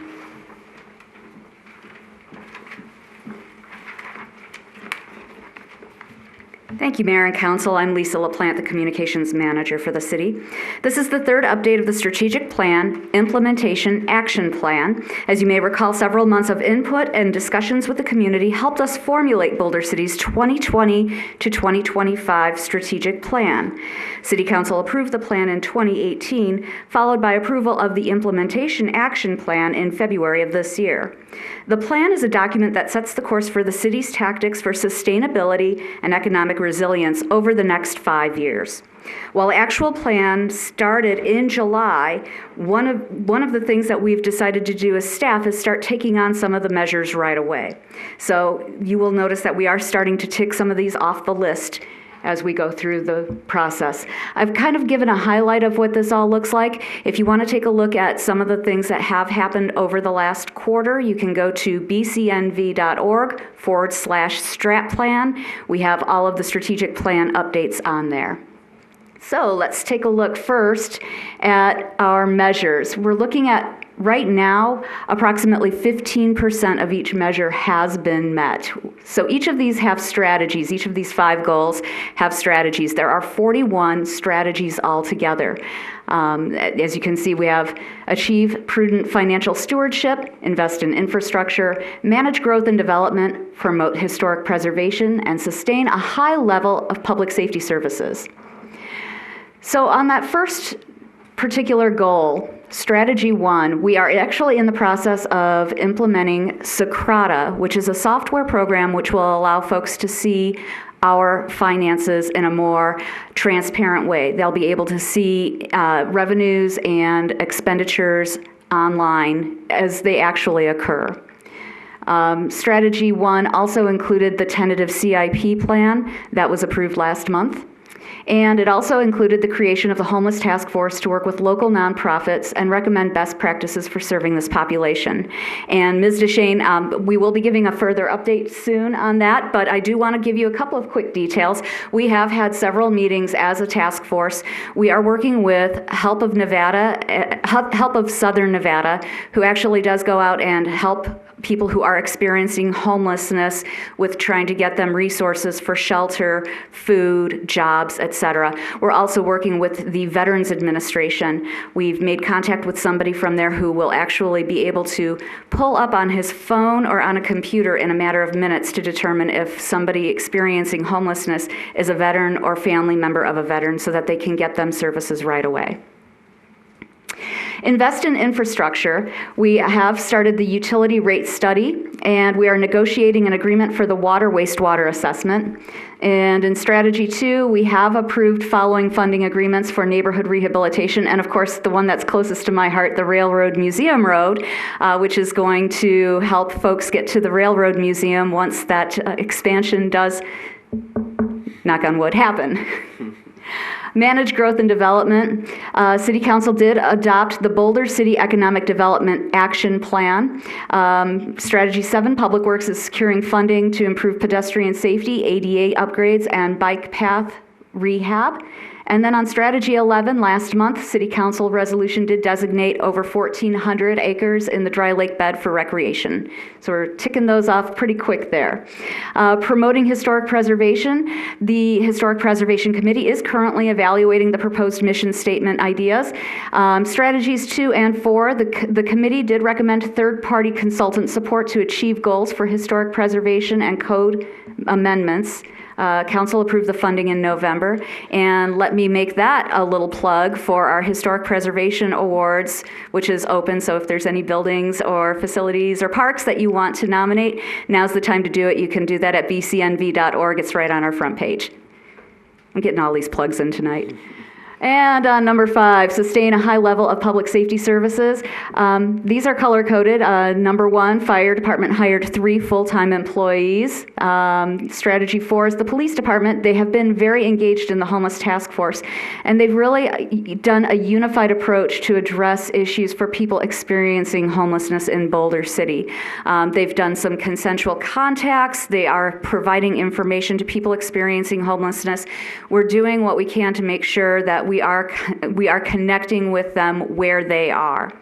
And then finally, strategy number 6, this is the municipal court. They are still continuing to promote the Breaking the Cycle Recovery Court program, which has been going very well, and there are other programs that they are developing. And I should mention that the municipal court has been a very integral part of the homeless task force. We're taking a look at the programs that they're using to help recidivism in order to help people experiencing homelessness, because we often see that the two are tied together. And I think I whizzed through that pretty quick, so does anybody have any questions? Questions? Well, apparently you, excuse me, Mr. Adams? No, I was just going to say, just on the regarding the homeless task force, I too am awaiting, more information. Obviously, it's something that's very important to a lot of people. There's a variety of opinions on the best way to address this situation. Obviously, Boulder City has a pretty rich history in the way that it kind of came to be. People came, from nothing, and we now have a beautiful city. So it's something I'm definitely very sensitive to. I'm glad that we are looking at different opportunities, and I am definitely looking forward to actually getting some of that brought forward to us so that we can start to address it. And I don't know how we're going to tackle it necessarily at this time, but I'm certainly looking forward to it because it is something that's very important to us as a community. And I do have to say, one of the nice things about this task force is it does bring together multiple elements of individuals, people with different backgrounds, from police, from code enforcement, from the courts. It really draws in, and then also our Parks and Recreation Department, because that is where we're seeing a lot of it. A lot of people who are experiencing homelessness are taking up encampments in parks, sleeping on benches. And so making sure that we're addressing this in a humane, supportive manner, but we still have obligations to uphold the law and make sure that the city is safe. So hopefully within the next month or two, we can detail a report back to you. That would be very helpful. Thank you.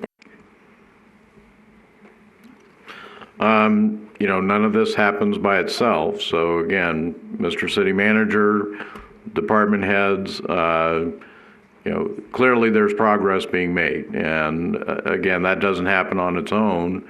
So I thank all of the staff for their efforts in moving these projects along. Many of these things have been sitting unattended for years in Boulder City. And to see things actually start to move is a very good thing. Thank you. And you don't have to accept this one. and so I won't make a mistake on this one. All right, then we will move to item number 16 now, the Historical Preservation Grant Program. Good evening, Mayor and members of City Council. I'm Michael Mays, your Community Development Director. For your consideration this evening is Resolution 7049 that would create guidelines for the Historic Preservation Grant Program within the RDA. Goal D Strategy 5 of the 2025 Strategic Plan encourages the identification of financial incentives to encourage preservation of buildings within the RDA district. The City Council, with fiscal budget FY20, approved $100,000 to fund this grant program. And since then, staff has been working on the guidelines and brought the guidelines to the Historic Preservation Committee, which, upon their review, have made modifications to the guidelines. These are the guidelines that any applicant would have to adhere to comply with city requirements to be able to be reimbursed for investment in historically significant properties. The eligibility criteria that are contained within the guidelines the applicants would have to adhere to. They would include, obviously, the building would have to be within the city's RDA district. The building would have to be 50 years or older to be eligible, and any of the grant-assisted work would need to meet the Secretary of Interior's standards for the treatment of historic properties. And with that, I can answer any questions about the guidelines for your consideration this evening. Questions? So just to confirm, we are talking, this is for commercial use only, right? No residential use, as the RDA states, correct? Correct. And then one of the things that includes is, any work that is done that would have to, since we're talking historic preservation, they're making, we're hoping that they're there to preserve the history. So we're talking, I believe it's 5 years that they would have to maintain this, whatever that improvements that they made or realized, they would have to at least maintain that for at least 5 years. Is that correct? Correct, based on the guidelines before you. And then I know the RDA is running out in 2029, but say somebody got approval for for one of these grants in 2028, that 5 years would go beyond that, the existence of the RDA. Is that correct? Correct. So as part of the process with actually any applicant today that seeks reimbursement for reinvestment funds within the RDA, they're required to enter into an agreement with the city. This agreement is recorded against the property and survives beyond even ownership of the property. And so in that case, it would survive even beyond the life of the RDA. And if they were unable to, say, somehow fulfill that 5 years, what happens? The city would have the right to seek reimbursement of the funds that were provided to the applicant. Currently, within the agreement that the city has for the existing grants, it is what's called a clawback provision. So depending on how many years have transpired since the award was provided, a certain percentage of the funds are required for reimbursement if the applicant doesn't follow through with their obligations. And then, just to clarify, this would also still go before the Historic Preservation Committee first before it came to the RDA, or would it go straight to the RDA? Correct. It would go to the Historic Preservation Committee first for their review and recommendation, then on to the RDA and the City Council. So we'd have a little bit more extra visibility over that, what's going on, and transparency for everyone to know that we're doing, being on the up and up and actually moving forward for historic preservation purposes. Correct. Thank you. I do have a couple of questions about the guidelines or the recommendations from the Preservation Committee. When this program was initially being discussed, it was for properties within the existing historic district. One of the recommendations that they've made was that it would be available for any building that's 50 years or older that is within the RDA, because the RDA is far larger than what the historic district is. I don't think that's appropriate. It certainly wasn't the original intent of this. I understand the Preservation Committee's desire to try and motivate people to maintain the architecture, but not every building that's 50 years old or older is historically significant. And we are starting this out at an amount of $100,000 per year. Is that correct? That is what's budgeted, correct. Okay. If we start to distribute this higher match to any building that's over 50 years old, my concern is that we would deplete that and perhaps not be able to do the buildings that are actually within the historic district that have been recognized for their significance. Again, I think if we start going outside the historic district and choosing any building that's over 50 years old, we may be defeating the purpose of this program, which is to encourage properties within the historic district to preserve their architecture according to the guidelines that have already been established.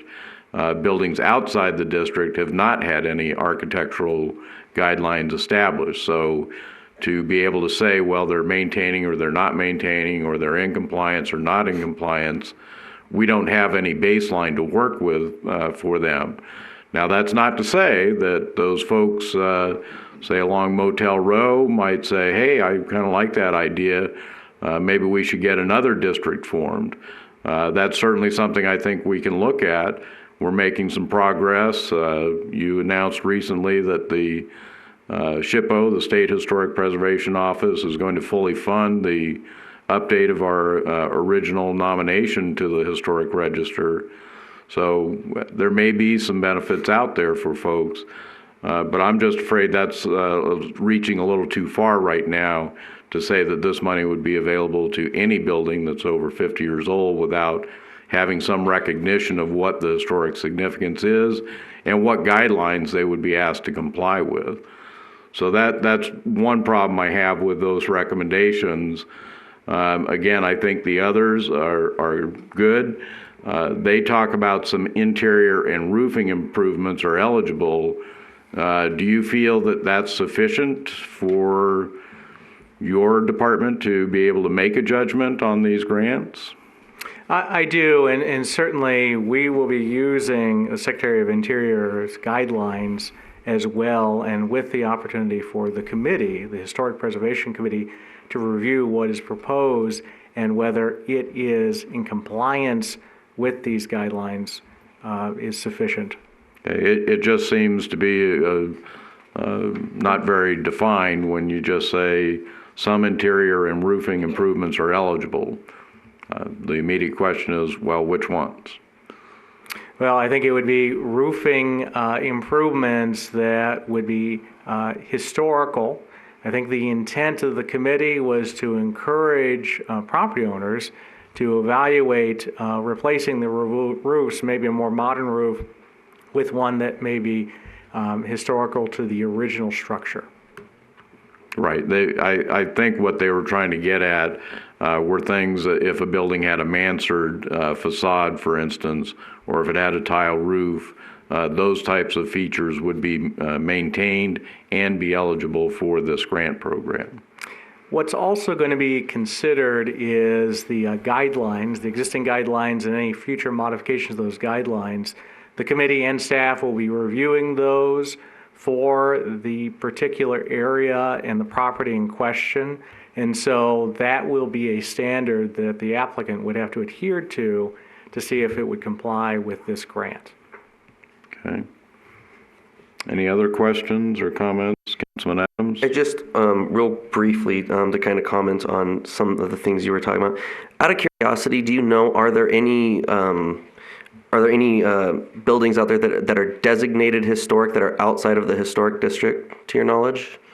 Within the city, I guess when you say designated, you mean with the National Register? Correct. No, they're within Boulder City proper. The only existing buildings are the hotel, Boulder Dam Hotel, and the district overall.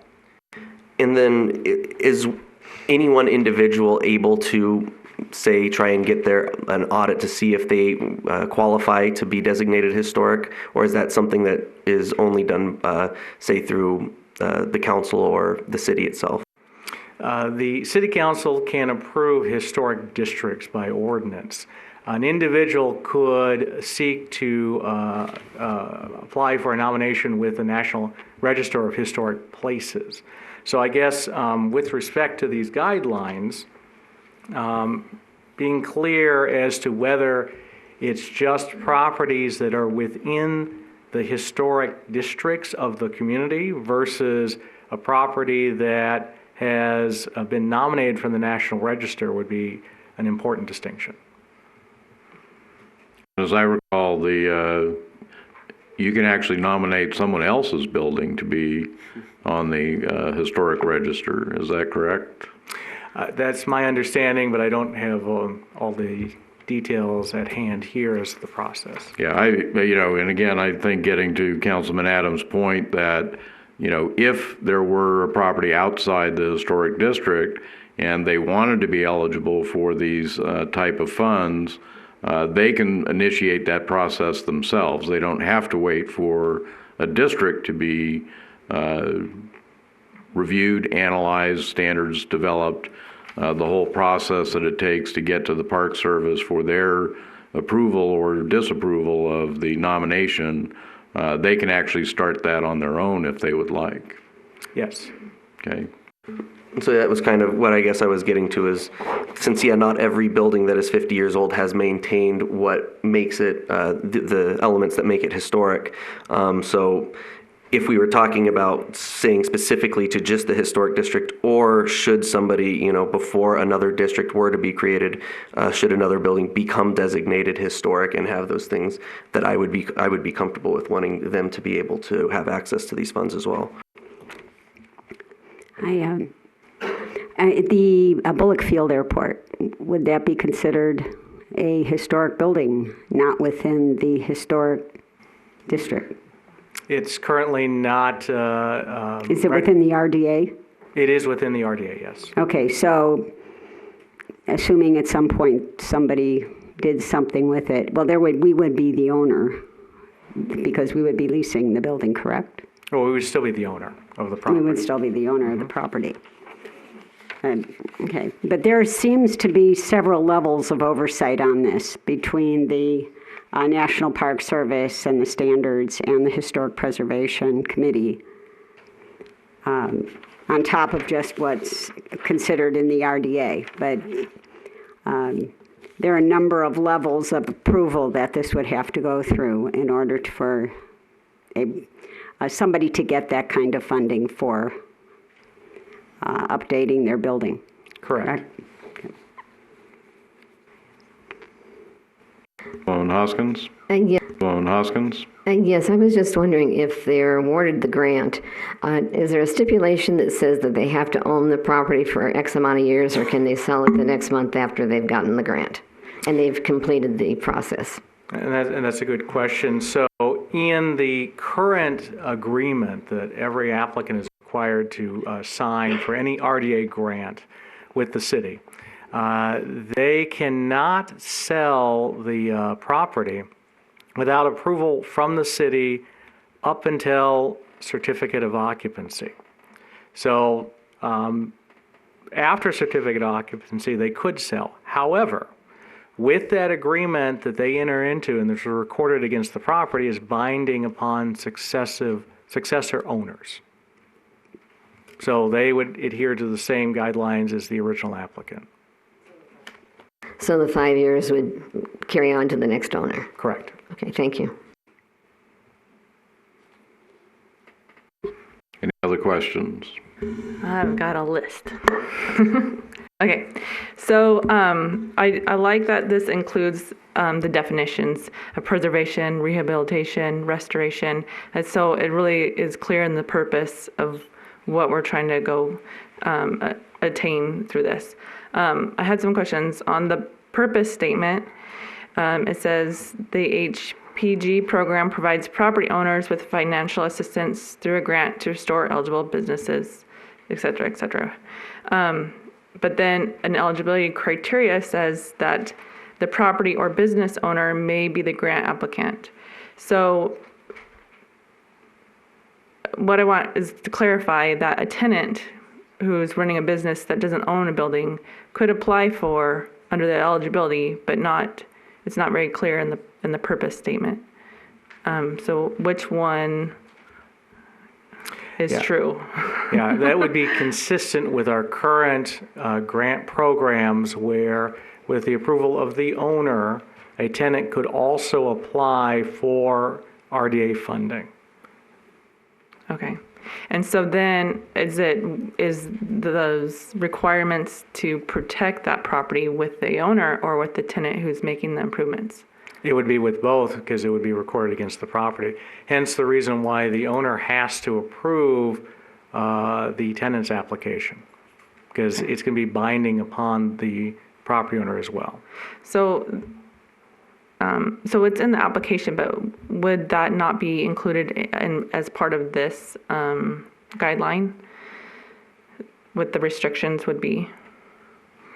We could certainly, with the eligibility criteria, make it more clear. I mean, it talks about the property or business owner must be the grant applicant, and both parties will have to adhere to all the requirements of the conditions of the grant. Okay. I'd like to see something more clarified with that, because this is probably the first document they're going to see, and just so that they know that if there's going to be restrictions on it, that it would have those restrictions, so they're aware of that in the process. Because I know there's a lot of back and forth just looking at the RDA, and it's probably like a 10-step process of review and different steps along the way. And I would assume that this would be similar. So just to clarify that there is restrictions according, with the money that comes. Another thing I'd like to see, and I didn't see in there, and maybe there is, and I didn't see it, but the review process. So giving some guidelines to the Historic Preservation Committee when they are reviewing this. What is that process? Are they reviewing on a first come, first serve? Is there going to be some point system? What's their process once they're reviewing it? So in the RDA standard guidelines that were adopted in 1999, it talks about the potential for identifying priorities if there is competition with grant dollars. Certainly, each applicant is going to have to adhere to these standards, and the Secretary of Interior's standards for rehabilitation for historically significant properties. With the $100,000, it doesn't mean that $100,000 would go necessarily to one applicant. As with other RDA grants, what is contemplated with this grant proposal is up to 30% reimbursement of eligible expenses, not to exceed $99,900. And so an applicant could come in and be seeking only $30,000 in grant funding. But if there's a competition between several projects, I know we haven't had that really happen, but if that does happen and suddenly everyone wants to be preserving their historic building, is there a guideline for who, is it first come, first serve? Or, if there's, if we've hit the max between the proposed, projects that are coming before us, is there any kind of review guideline for that? Not a specific guideline as it relates to historically significant properties, no. Okay. So that might be a better, I'd like to see something like that for clarification purposes. And then, does the Historic Preservation Committee, when they are looking at these applications, I know that they have a right, they make recommendations, but do they have a right under this to have different options to either approve the project or recommend, recommend the project, recommend it with some modifications, or they could not deny a project at that level, correct? Well, with the requirements, with the committee's review, I believe that there is a condition about with the recommendation of the Historic Preservation Committee. But it is a recommendation that would then be forwarded on to the RDA and the City Council. Okay, so they could say, we do not recommend moving forward with this project. That's an option that they would have. Oh, absolutely. Okay. Or they could say under these conditions. Okay. Or they could say that they only believe certain improvements that the applicant has applied for meet the guidelines and the standards, and so they only recommend funding for those. Okay. So could we make that clear in the that's something that could happen to a project when it goes to historic preservation, or either one, or to us as City Council, that's an option that could happen to that project? Yeah, we could certainly include that as part of the evaluation criteria. Okay. Let's see. I know that there are, I'm not sure what Nevada does, but maybe with working with SHPO, that there are other agencies, either nonprofit or state or federal, that provide grants to historic buildings. Do we have in Nevada anything like that for our state that people, if we didn't have this, would have access to your knowledge? There is tax credits, there's federal tax credits, there's certain eligibility requirements to leverage those tax credits for a restoration of a historically significant property. I'm not aware of any project within Boulder City that's taken advantage of them, but Okay. I'm not aware of that. Okay, but that is something that either under this new designation we would, in a broad sense, qualify for. Well, currently, as part of the historic preservation ordinance, one of the requirements is if somebody is looking to demolish historically significant property within our historic district, to encourage them to look at that as an incentive with those tax credits. Okay. So the standards that are coming that you were referring to, from the Secretary of Interior, are those the examples that are given in the guideline? So when it lists, what activities are eligible and which ones are not, are those this part of the standards? Does that coincide with the standards from the Secretary of Interior? Secretary of Interior standards describe the full gamut of when you're looking to restore a historically significant property or preserve or rehabilitate. And so based on that, that was a reference point, but then staff then went before the Historic Preservation Committee and identified potential eligible improvements. Historic Preservation Committee added some additional improvements to that list. Okay. My only comment is, with it, that they're kind of sentences. So it's like, you can't have this except for if this, or, so I'd like to have, kind of more of a standard or bullet point of this is except, so it's a little more clear cut. Because I feel like for public trust and for understanding of how this process works, that we could maybe clarify this is a specific standard that we accept and this is one that we don't. Because, we have also building codes that some of this stuff might not be up to par anymore from a historic building to updating it to current code. I'm not sure if that makes sense, but kind of a shorter bullet point of what is eligible and what's not.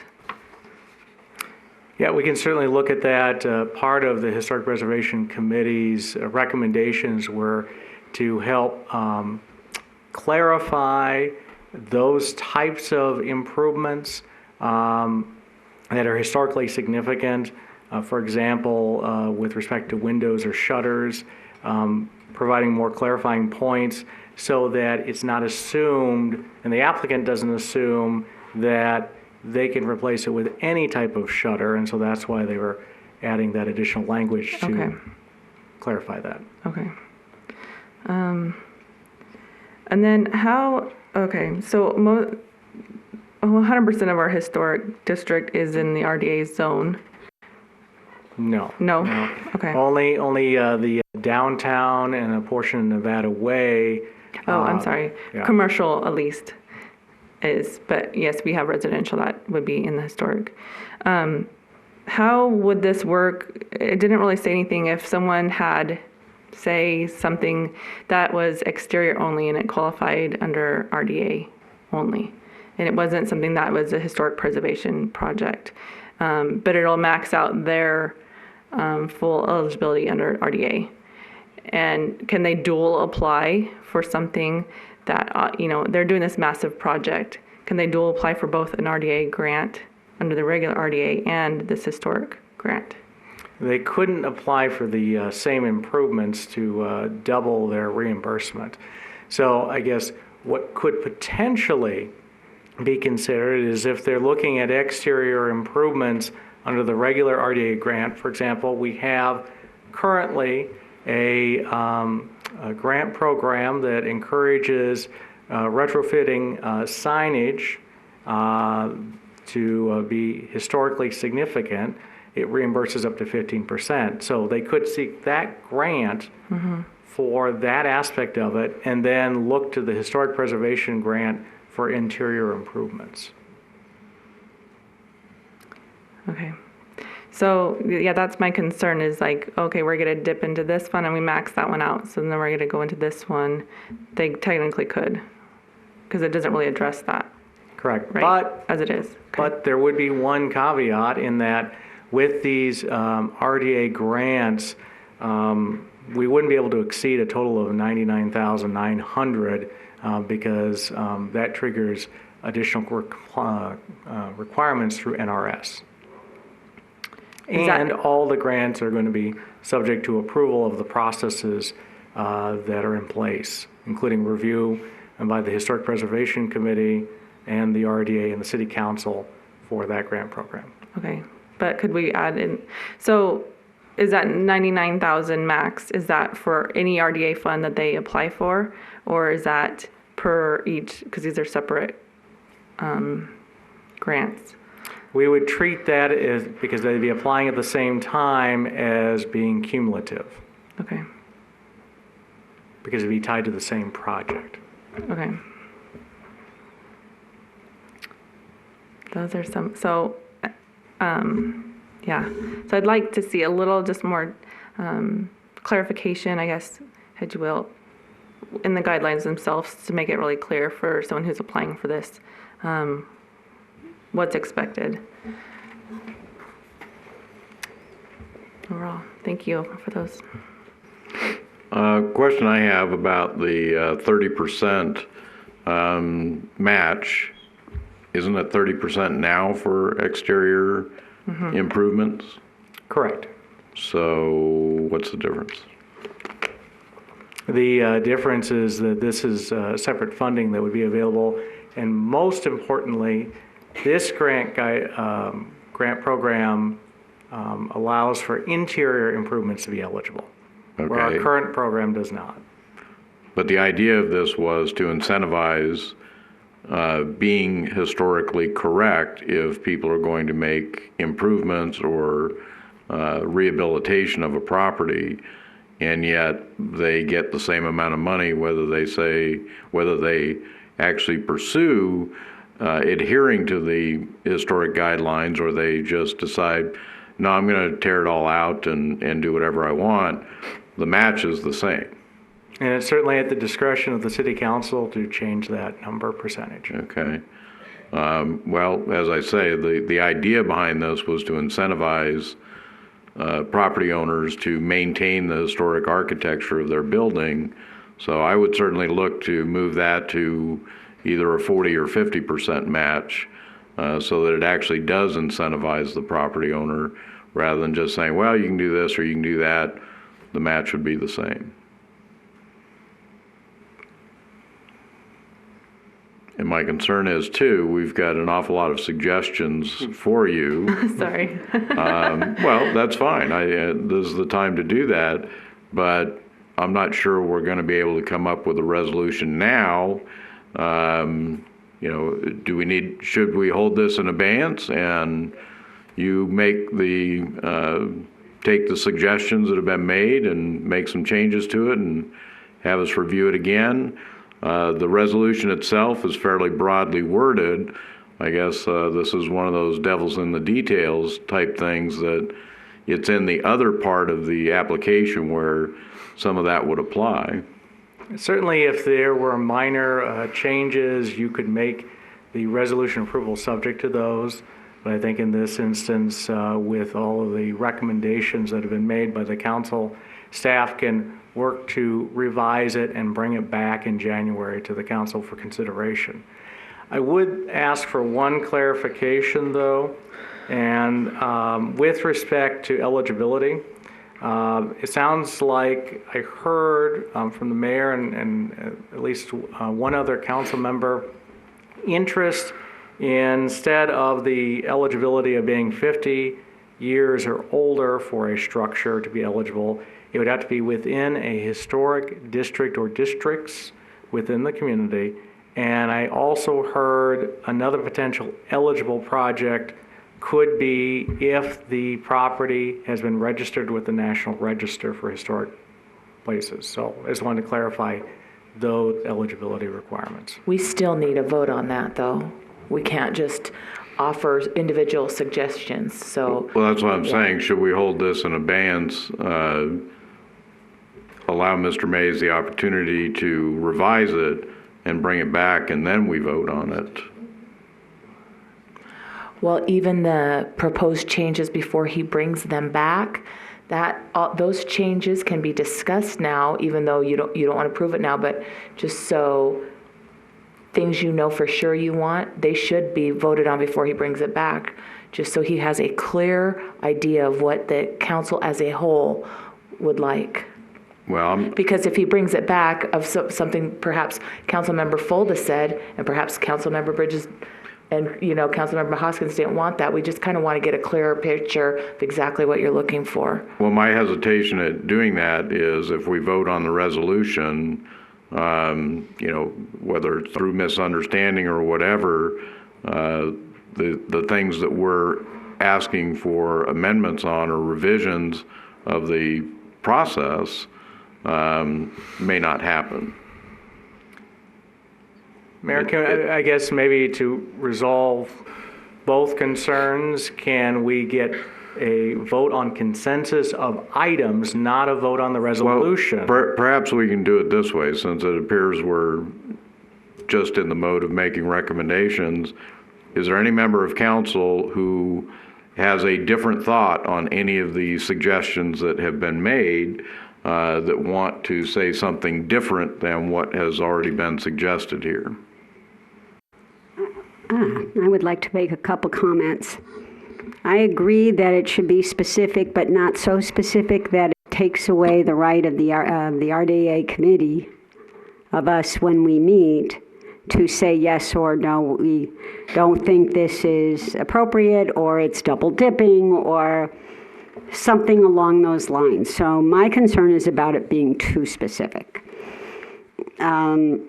And I do like the idea of it being in the historic district, even though for the most part we're talking about buildings within that area or with historic designation. And I agree with that. I don't know what exists outside of that historic preservation area or buildings that have that designation in the RDA that might qualify for that. Well, yeah, currently, no other structures within the RDA, with the exception of the historic district, are registered with the National Register of Historic Places. And that's a qualification. At least based on what has been suggested tonight. Okay, then I agree with that. I guess like I said, I just think, I hesitate to agree that we make the application so specific about what can or cannot be included that it removes any decision-making by the Historic Preservation Committee or the RDA or the City Council.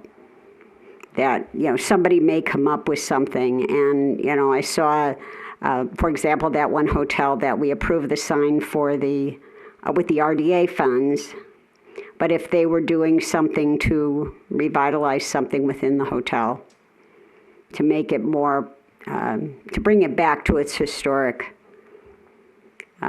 nature, that we would be able to approve that or take a look at that as a whole rather than just a specific list of what we will or will not accept. So that's my opinion on specificity on that. And I also wanted to add that it really does need to be clear in every paragraph that it talks about property or business owner. I do know of someone, for example, who is a tenant who with the agreement of their landlord has a has a business in a historic building and would like to have done that. And but that agreement has to be all of them, that they both have to be part of that agreement, and that first paragraph just says property owner. The second paragraph under purpose says property owner, and that it should say property owner and tenant.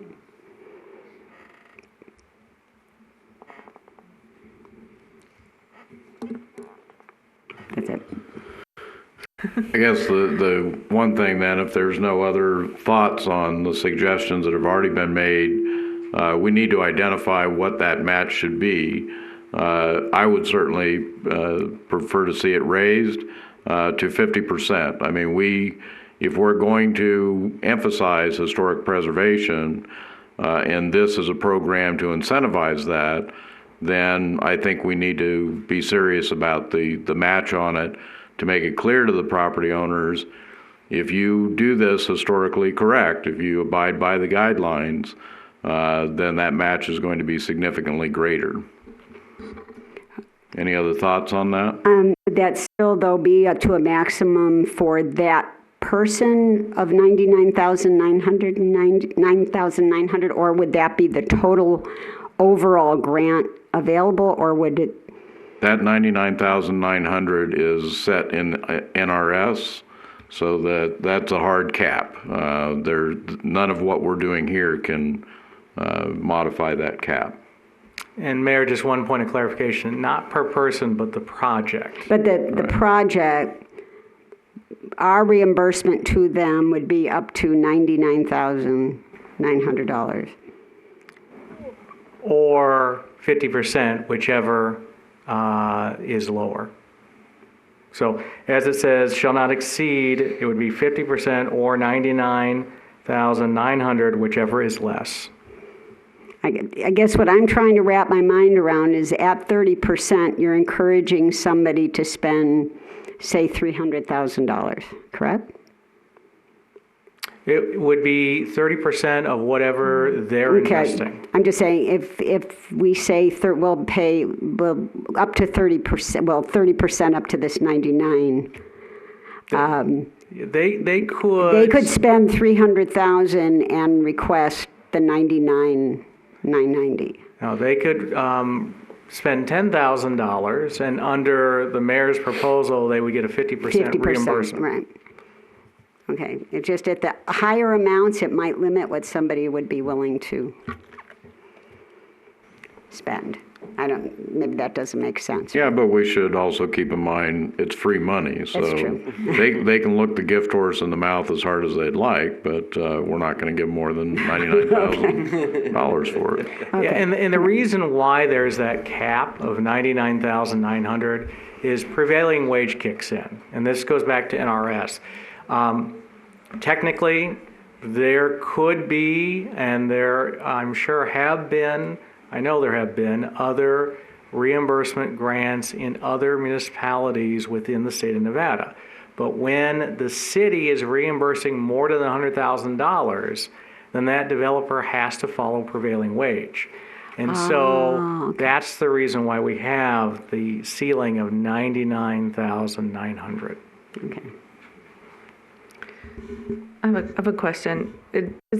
Under NRS, is there a cap on how much the grant can be? Could they do 100%, or isn't there some sort of a grant under the law level, a percentage? I think she's talking about the matching percentage. The matching percent. I'm not aware that NRS dictates the maximum amount for reimbursement. Okay. I thought that's where we got one of our numbers, but no, that anyone knows of. Okay. Mr. City Manager? Mayor and Council, just want to make sure that, given the number of changes and some of the changes that are being proposed, that all of this would probably need to go back to the Historic Preservation Committee for their review and additional input before it comes back to Council. So it may not be the first meeting in January, even possibly the second meeting in January. It depends on how quickly the input is received from Historic Preservation to make sure that they have the opportunity to weigh in on the proposed changes. Yeah, and I appreciate that suggestion. Certainly there's no requirement to have the Preservation Committee look at it, but That's why they're there, is to evaluate these types of things, so.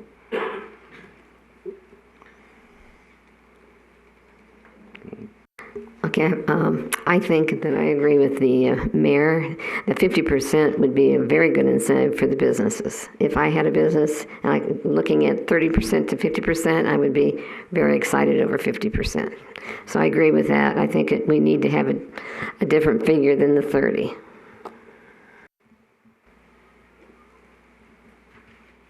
So do you need any other clarification? I guess with respect to clarification on the eligible work, I've heard from two council members, one asking that there be greater clarification, one asking for it to be more broad, maybe consensus among the council on the direction for that, so we know how to modify those items. Well, I'll leave it up to the people making the suggestion.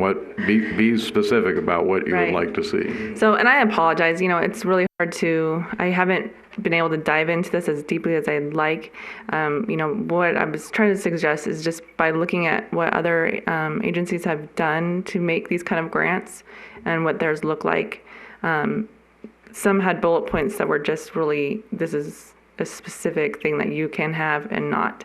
And so when I was reading through this, it's kind of like there's some except, you can do this except for this.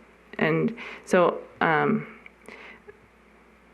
that's kind of where my deal is. It's just, for me, I'm just a really concrete person, and that's how I think. So seeing those really specific bullet points, and I'm sorry I don't have an example to bring up. I think one of the ones I looked at was Park City, Utah.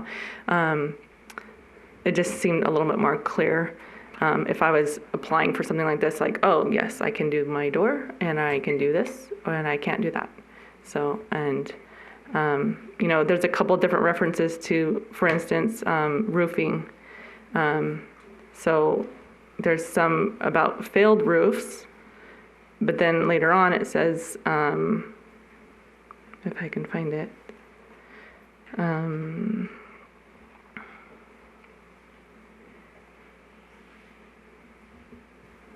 I can't find it, but it refers it to another spot. So that's just kind of what I saw with what other people were using. I just felt that it was a little more clear. And I apologize, I don't have a specific example. I just kind of ran out of time to do that. Yeah. And I think the list looks fine, because I know for me that if I were going to be doing some of that work, I would just want an idea of, not exactly specific of what is or is not, but this says specific examples of fundable work, and it seems to cover a lot of what could possibly come up. And again, I like the idea that further decision could then be made by the Historic Preservation Committee, the RADA, and the council. Yes, I just wanted to remind council that any grant award goes to the RDA first, so you have the opportunity to review and discuss it, and then it goes to the council for the funding. So keep that in mind as well. And I think in this process, we're putting the Preservation Committee first in the process. They'll make the recommendations, and then it would be the RDA agency that would then consider it next. Correct. Okay. I guess to me, just my concern is, sometimes there's that kind of gray area where, oh, this could possibly work under this scenario, because it says specific examples. It doesn't say this is something you can do and this is not something you can do. This is just some examples. That's what I thought. Mayor, I think part of the reason why there is a greater list here is the original list presented to the Historic Preservation Committee was shorter.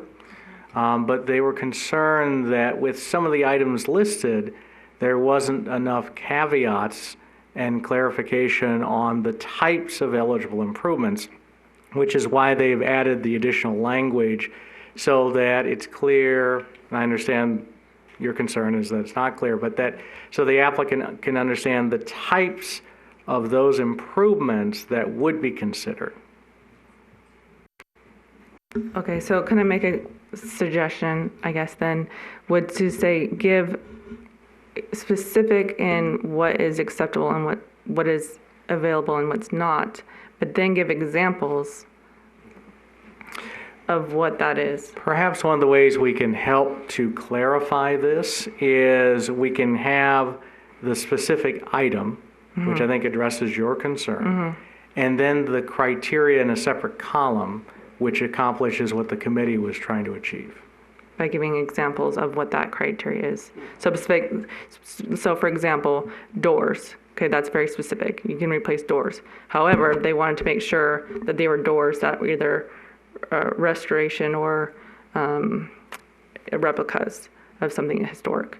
So that's kind of what something very solid, this is what applies, but then here's an example of what that is. Because at the top of this, and this is where I guess because it says work may be interior or exterior, but specific examples, and then it gives the list. So I feel like all of those are just examples and not what's eligible and what's not. So yes, giving like a hard, this is what, you can do this door, and this is an example of what that is. Is that something the rest of the council would be supportive of? I think clarity for the user is a good idea so that they know if this is going to fit. Because even if it's a historic building, they may want to do a project that would not qualify for the 50% because it's not something that's intended to preserve the architecture of the building. They may just want to paint the building. They can paint the building, but that would, in my view, only qualify for a 30% match and not the 50% match.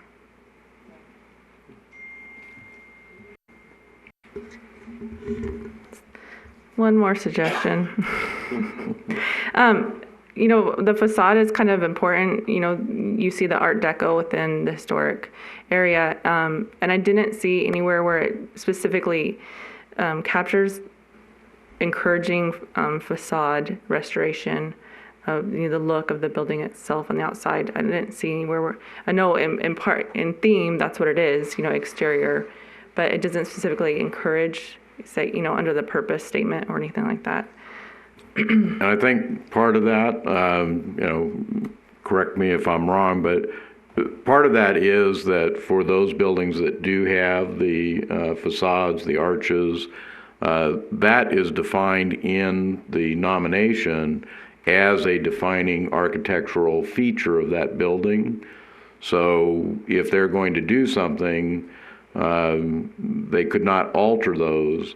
And again, if you read some of those nominations, it will identify that. It will say the architecture of this building is, and it will describe those archways. So I think that it's in the nomination, and that's what the Preservation Committee would be looking at, rather than trying to be specific within the guidelines. It's in the nomination already. The nomination of the historic district? Yes. So is that referred to anywhere in here? Well, that's inherent as part of the regulations within the Historic Preservation Ordinance for the city. Okay. That's what's commonly referred to as the Janus report, right, is the nomination. So could we just have a sentence that, what if there's someone who is already been removed? So to encourage, I know that's, I guess, included in rehabilitation, but it doesn't really specifically mention a specific rehabilitation to the exterior. Well, facade. It does say preserving, rehabilitating, and restoring, so that would be a restoration. If the facade had been removed and someone were to put it back, based on the way it had been, okay, I think that fits in the restoration category. Okay. I just wanted to, if someone was just reading that, would that be clear? And part of this is that there are many regulations already there, and this refers to the Secretary of Interior standards, and that's really where you find a lot of that much more specific wording. Mm-hmm. And I haven't spoken with her, but Blair Davenport is on the committee and has a background with the Park Service. And I think that was why she wanted to make sure that those standards would be the guiding standards for this. Okay. Councilman Adams? Just to keep us from kind of talking in circles here, I just kind of want to clarify what I think we've all kind of agreed to is I think 50% is a good number that's going to create better incentive. And I don't think anybody here spoken out against that. We talked about them being placed in the historic district or potentially designated historic by the National Registry, and then listing examples. Door in here, some examples so that there's that clarity definitely helps. And then if there's anything else, obviously we can discuss it, but it'd be, I think, helpful at this point with those, if there are other specific things, being able to create those over the time, as we have time to talk about those, and then bringing those specific things there. That way we can be very specific about them and we can talk about those later. I think that might be helpful so that we can, prevent us to just keep kind of saying the same thing over and over, because I think I understand where we're at, but I don't want us to, beat a dead horse, over this kind of a thing, because I think the understanding is that we just want it to be clear and clarify everything. And so I think that's obviously, take noted as well. So I think we'll have that opportunity as we wait so that we can get to that. So with that, I guess we'll have a motion to hold this in abeyance until it can be modified and the modifications reviewed by the Preservation Committee. Do we have a second? Second.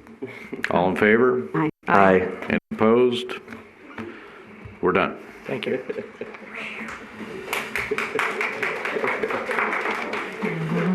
All right, item number 17, appraisals for Cottage 3 at ABC Park. Mr. Armentrout. Thank you, Mayor. Again, I'm Brock Armentrout, your contracts and real estate manager. Both the Nevada revised statutes and our city charter require that before the city leases any land that we first obtain an appraisal. And our city charter goes one step further and requires that the city council first authorize staff before we actually order that appraisal.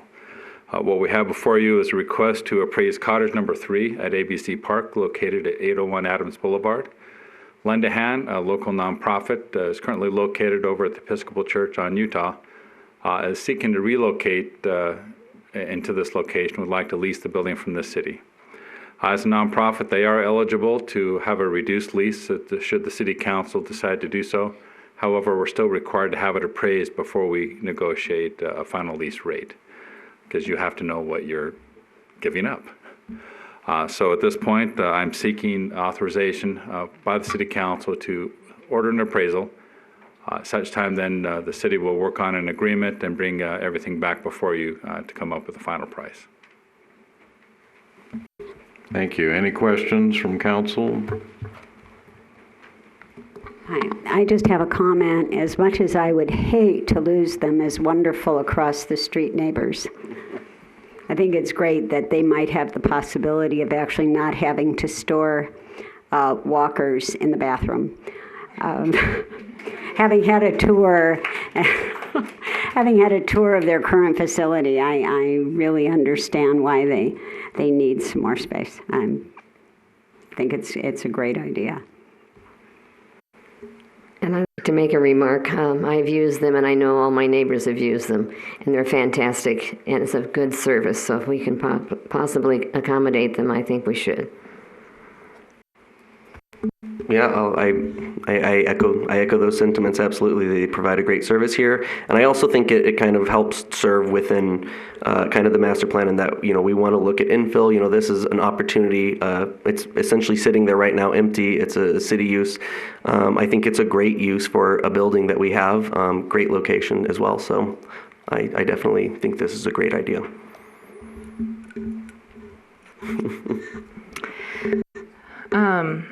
I too think, the partnerships that Boulder City have with the nonprofits are really beneficial, and I appreciate what all the nonprofits do in our town.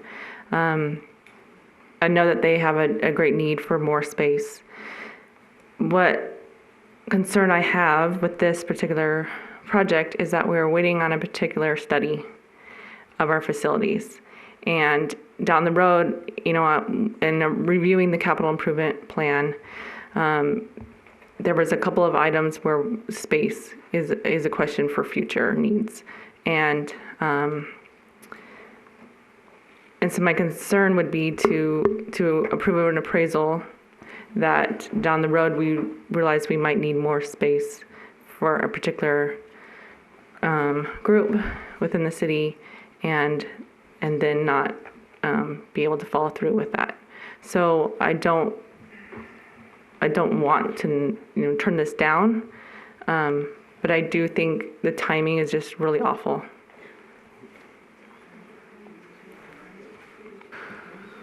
So to give some framework, you're right, we are waiting on the facilities master plan or study assessment to be completed. However, staff did reach out to the consultants and ask specifically whether this particular facility was being slated for any other uses, and staff did contact and explain that we were looking at potentially offering this facility to a nonprofit, and they agreed with that assessment that they currently do, they see it as excess facility that the city would, at least at this point and in the next coming years, there would be no city needs for that at this point.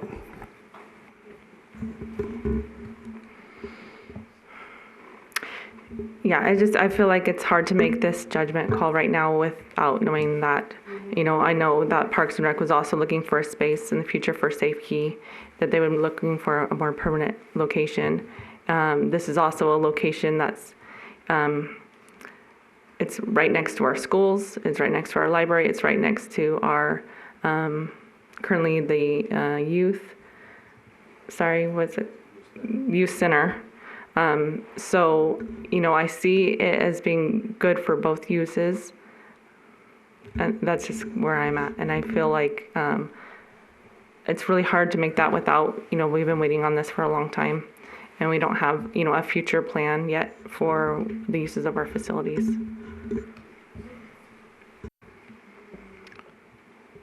Well, I'll certainly go along with the fact that the mythical Stantec report is well past due. I understand what you're saying, and I can agree that causes some consternation. But I think whatever were to happen with this building, we're going to need an appraisal. We're going to need to have an idea of what the value of it is. As I recall from my briefing yesterday, there was something said about should something happen with a lease, that the leasee may be willing to reimburse the city for the appraisal cost. But I just want to clarify, the appraisal cost at this point in the process is at the city's expense. Is that correct? Initially, yes, and our city charter requires us to recover the appraisal cost upon signing of a lease. Okay, so at this point, that cost is on the city. I think that it would probably be a cost that we would want to evaluate, regardless of what the use of the building is. And as I recall, also, the appraisal will be valid for a period of 1 year. Under our city charter, yes. Now, I'm a bit hesitant to say that, well, that Stantec report will be showing up in the next year, because we've been disappointed before about that, but I don't know, maybe we can make that bet that within 12 months that report's going to show up. And again, I agree with Councilwoman Folda, that's a significant thing. We need to find out what is in there, because there's been a lot of talk about various buildings at ABC Park, including tearing them down. So I still think we're safe at this point to move ahead with the appraisal. There is, I understand there's a request from Lend a Hand, but we're not there yet. What we're trying to do right now is just establish the value of the building. Okay, so what question would be, if we were not able to recoup the cost of the lease, are we budgeted for that? Of the appraisal. Of the appraisal. The city's land development fund is what pays for the appraisal cost, and it eventually gets reimbursed. Also, anytime we sell land, 2% of the proceeds also go into that fund to pay for things such as this. Okay, thank you. Any other questions or comments? Well, I'll move for approval then to move forward with the appraisal, Resolution 7050. I'll second. All in favor? Aye. Aye. Any opposed? Thank All you. right, thank you.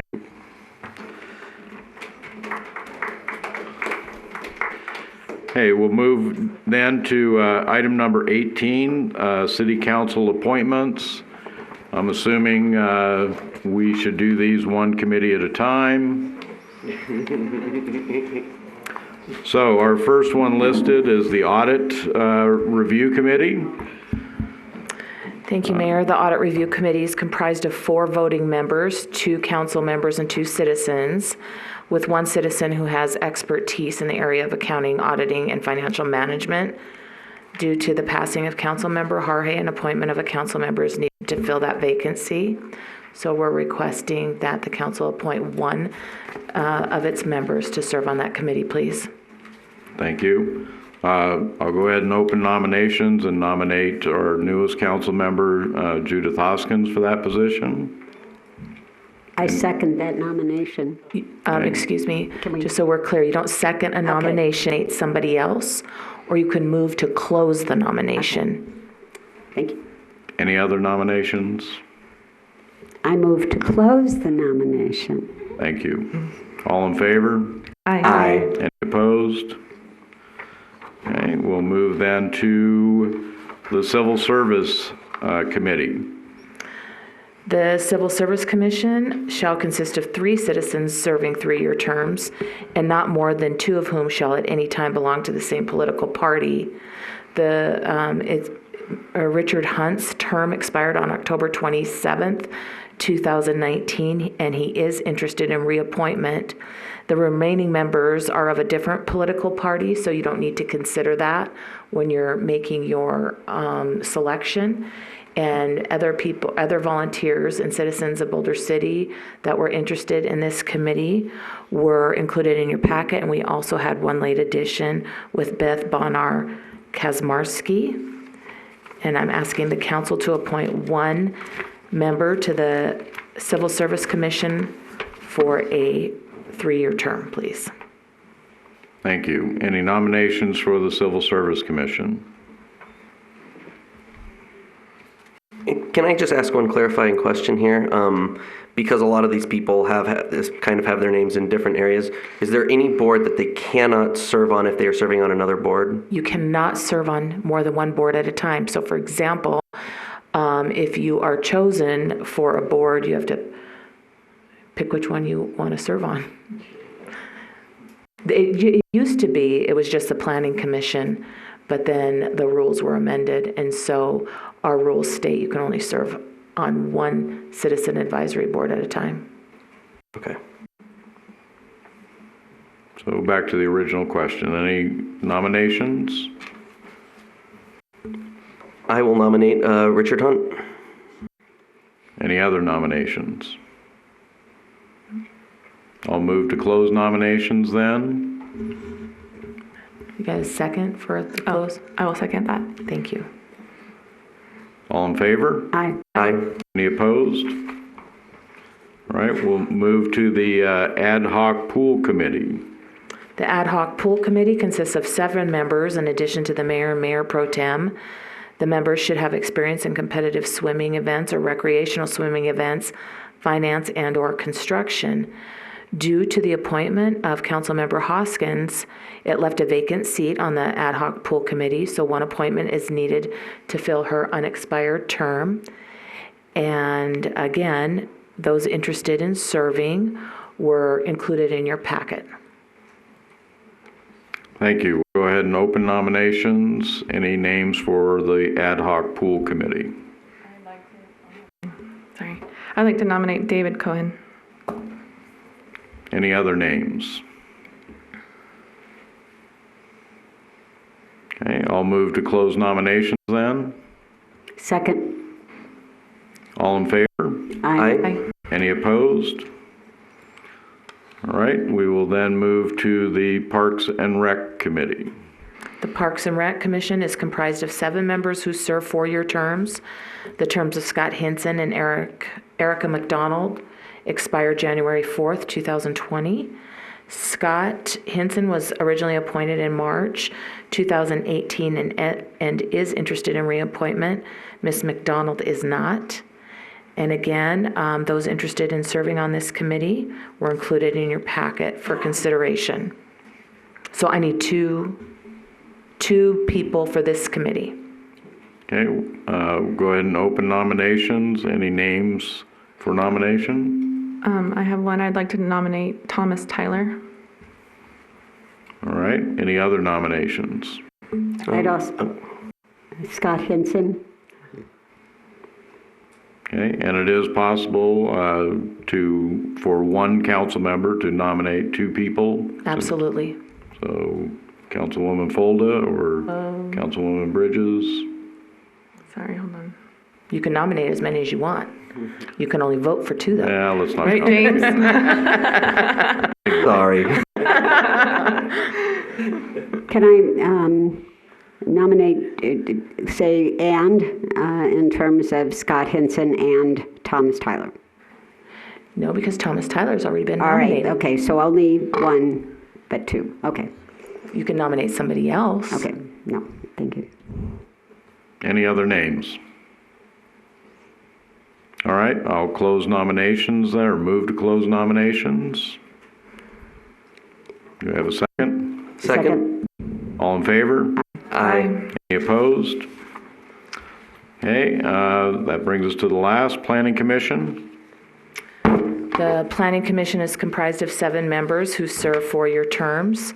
The terms of Cokie Booth and Fritz McDonald expire January 1st, 2020. Cokie Booth was appointed in August 2006 and is interested in reappointment. Mr. McDonald is not. There were additional volunteers who submitted their interest after the packet was published, and that was Mr. Matt DeTeresa and Beth Bonar-Kazmarski. Again, we need 2 people to fill 2 people to fill the terms on the Planning Commission. All right, I'll open nominations, and I will offer the name of Beth Bonar-Kazmarski. Any other nominations? I nominate Matt DeTeresa. I'll nominate Victor Thomas. Any other names? I just want to mention Matt DeTeresa is on the pool committee. Oh. And so that's fine. It's okay. But he'd have to resign from that committee. Go ahead. Any other names? Okay, we'll go ahead and I'll move to close the nominations then. And we will then need to... I will second that. Thank you. We'll then need to take, how would you prefer to do this? One name at a time? We'll see if there's a majority for that name. Yeah, just do it one name at a time and we'll add it up. And remember, you can vote for 2 out of the 3. Okay. So the first name was Beth Bonar-Kazmarski. All those in favor of her nomination, please raise your hand and say aye. Aye. Okay. Okay. The second name was Matt DeTeresa. Please raise your hand and say aye if you favor that nomination. Aye. Aye. And the last name was? Victor Thomas. Victor Thomas. All those in favor of Mr. Thomas, please raise your hand and say aye. Aye.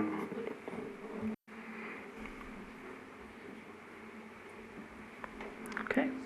Thank you.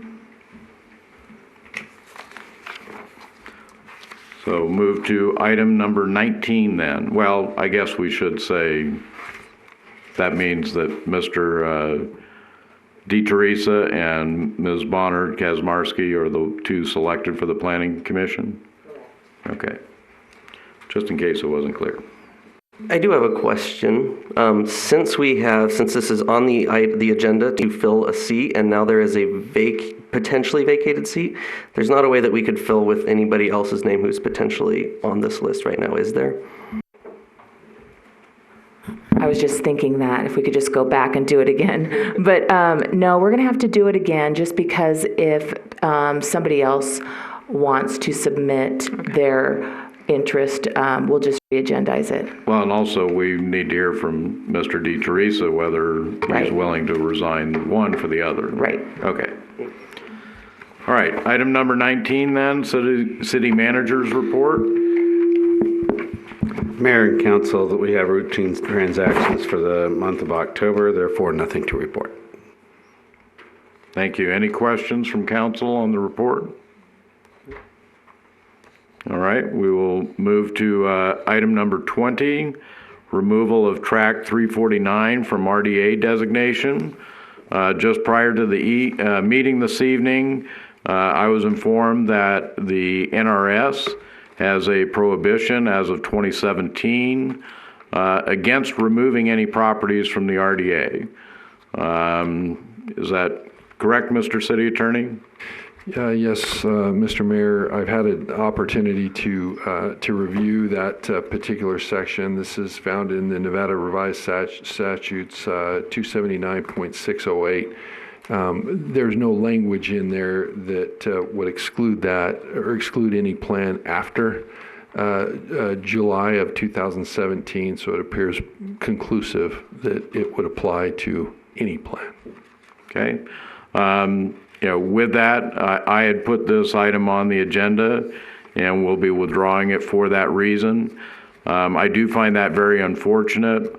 If you look at the state of California, they've pretty much done away with RDAs, and the reason they did that is they found them to be an enormous failure.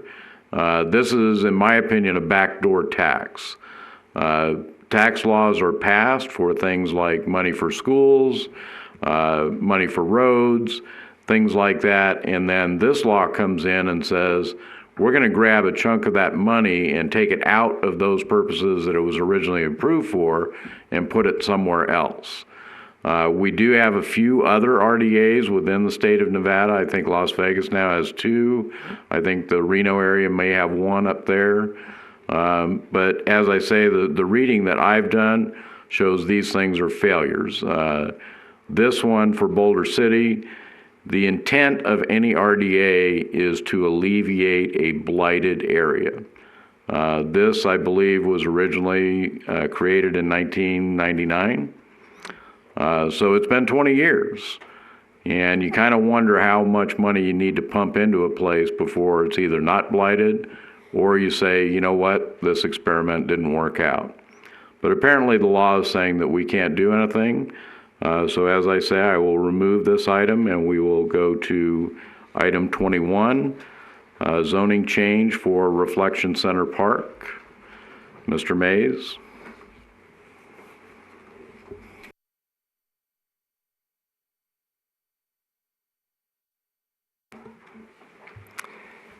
Section 1133.2 of the City Code permits the City Council to initiate rezoning of any property within the community.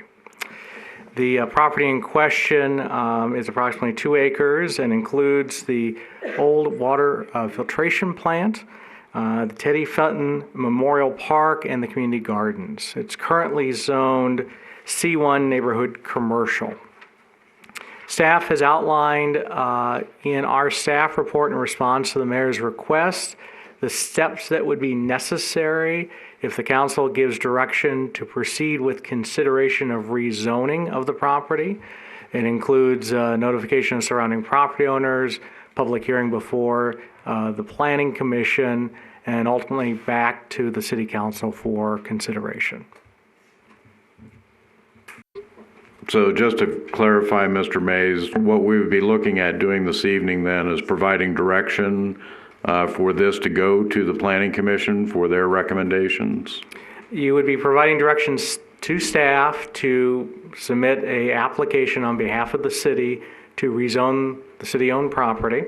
from C1 to government open space. And yes, that is part of the process that follows city code as well as state statute. All right. And I know you've done some research on this. The C1 designation that it currently has, that dates from the time Boulder City was created as a municipality? I don't know the exact date, but it has been in place for a while, yes. Okay.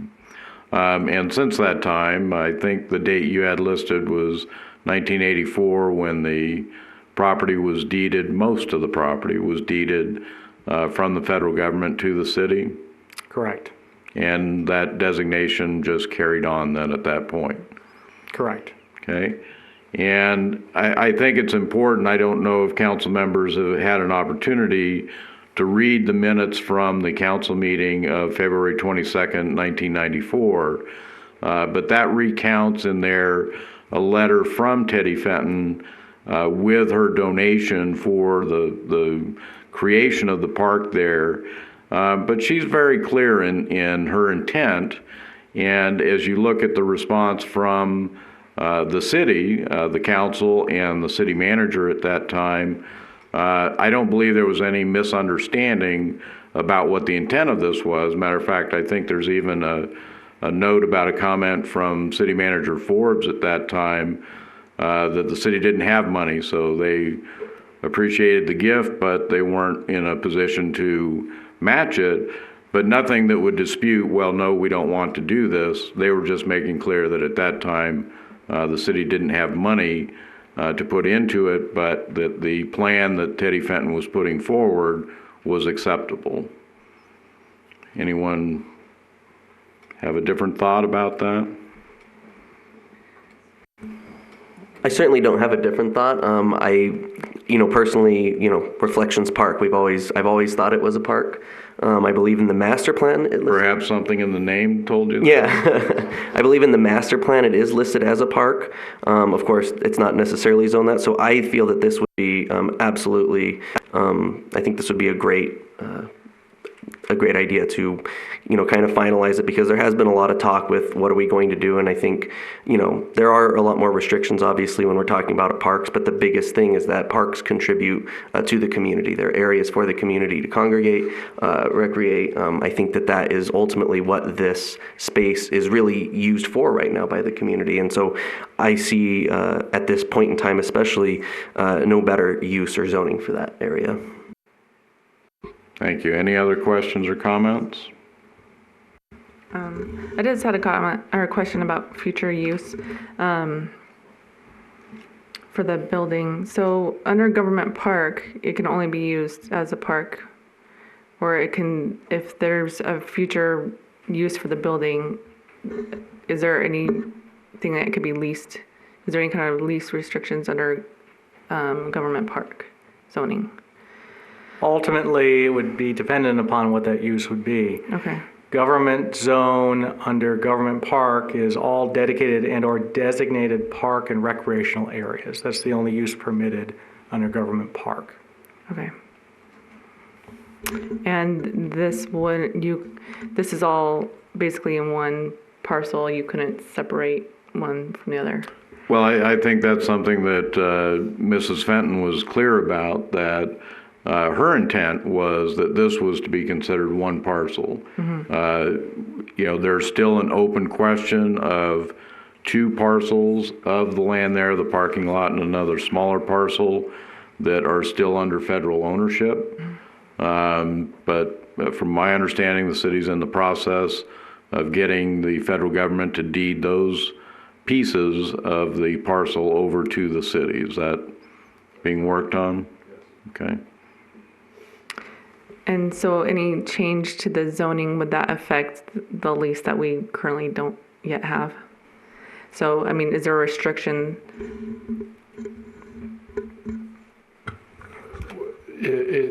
Well, there's really no lease, right? There's a deed restriction. The deed restriction. Correct. Yeah, and it wouldn't affect that. Okay, thank you. Yeah. So the deed restriction has expired at this point, as I recall. That's correct. There's really some issues with it. It's a deed restriction, and it's been made clear to us that the government doesn't intend to use that, but it's stuck in the bureaucracy as to who's going to sign these quitclaim deeds to clear title. So it's, while we're not necessarily concerned about that, because again, with the parties that we've spoken to, no one contests it. No one really wants it. They recognize that, it is the city's essentially. It's kind of stuck in the bureaucracy as to which department actually has the authority to sign that over. So that's what we're working through. Thank you. And again, to maybe address something, the uses that Mr. Mays has already listed, it would be possible if there were some purpose for the water filtration plant that was identified to the city request a conditional use permit for the use of the building. What the city would have to do in that case would first have an amendment to Title 11 for a particular conditional use to be added as a text amendment. Then there would be the hearing process to consider the merits of allowing that conditional use at that specific property. Okay. So it is possible that should a use for the building be identified, action by city council would allow that to occur? And rezoning again. Okay. Councilman Adams? Just to clarify, the community gardens would certainly fall within proper use for the parks or for a government park. Is that correct? Correct. Okay, thank you. Any other questions or comments? All right, we'll go ahead then to direct staff to complete an application and begin the process to rezone the property. And that needs a motion. And that's a motion. And I second that motion. All in favor? Aye. Any opposed? Thank you, Mr. Mays.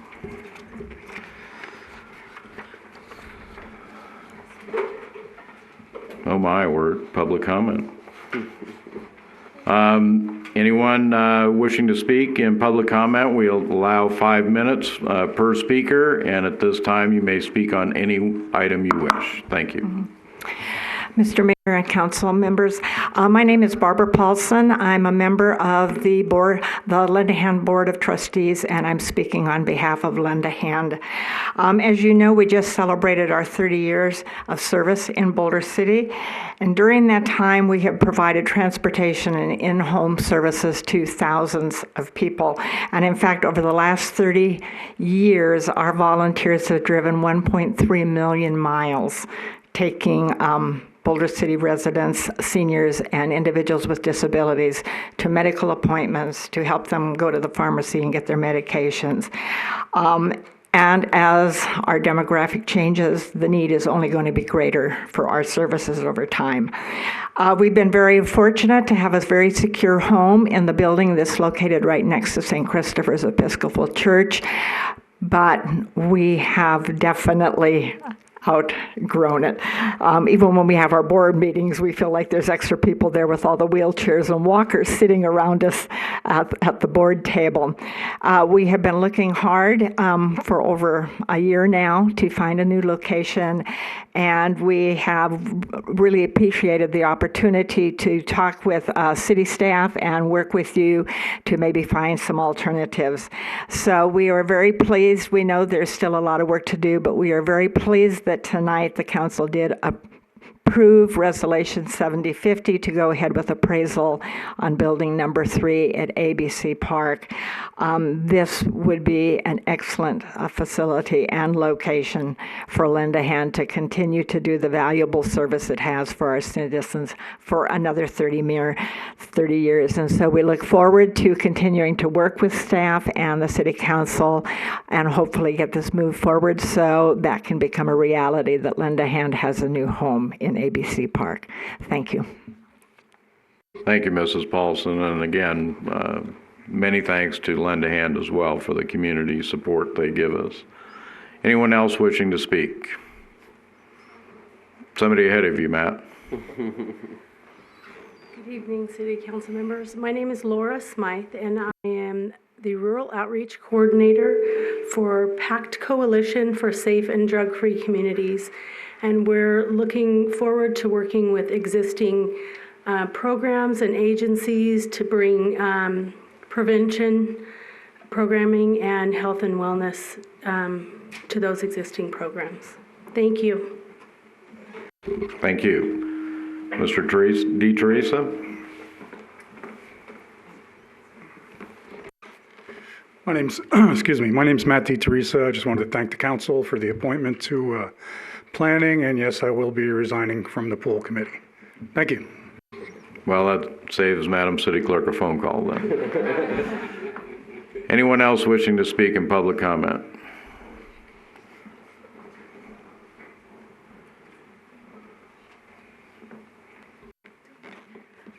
Hello, my name is Svetlana Stefanova. I have a couple public service announcements, or no, public announcements, not public service announcements. We are, the Damshort Film Festival will be announcing our final selected films and starting to sell tickets on January 1st. And we are actually helping Nevada Humanities bring an event to the historic LA DWP building on Thursday, the 12th at 8:30. Right after, we had to wait till Jiu-Jitsu's over. If anybody wants to join Jiu-Jitsu, you can do things like that at the DWP. But it's going to be a free all-ages event. It is a they're sponsoring a tour for an author named Willie Vlotton, who is also a singer-songwriter. So it'll be part performance, part storytelling, starting at 8:30, and the bar will also be open, so that's fun. Then we also have an event on that that me and my partner are helping put on at the DWP on December 21st, which is a one-man Christmas carol. It's a performer named Kellen Baker, who performs as all 34 characters, and we did it last year, and it was amazing. We raised money for emergency aid through that program. That is $20. If you're interested in tickets for that, you can email me at badmoonbooking@gmail.com. Thank you. Thank you. Mr. Tyler?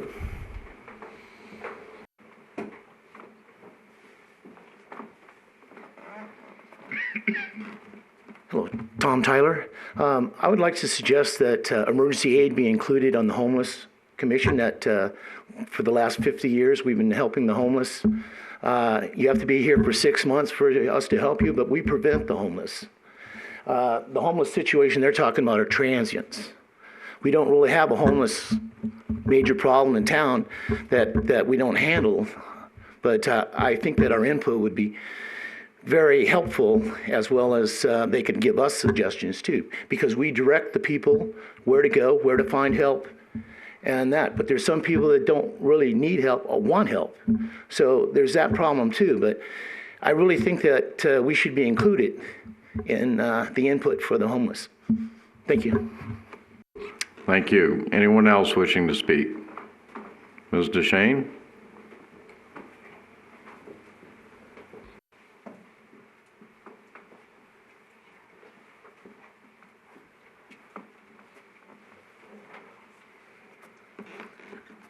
Judy DeShane. I am glad that you're moving ahead to help out Lend a Hand. They are a terrific organization. So I'm happy to hear that the council is going to go ahead with that and look at it seriously. I am somewhat disappointed that we didn't extend the period of time that somebody has to maintain their exterior for having the grant money, because 5 years goes very fast, and after 4 years someone else buys the building. They only have to maintain it for another year, and they can totally changed the outside of the building. It's not historic anymore, so or loses its designation. So I really would like to see that. I will talk to the Historic Preservation Committee, so maybe when your changes get there, maybe they will take a look at it, because I do think it's important that we get more than 5 years out of our money. Thank you. Also, thank you for all the lights in town. It's always so nice the month of December, because even though it's dark really early, it doesn't seem like it. January is going to be a long, cold month when the lights go out. Thank you. Anyone else? Mr. Fan?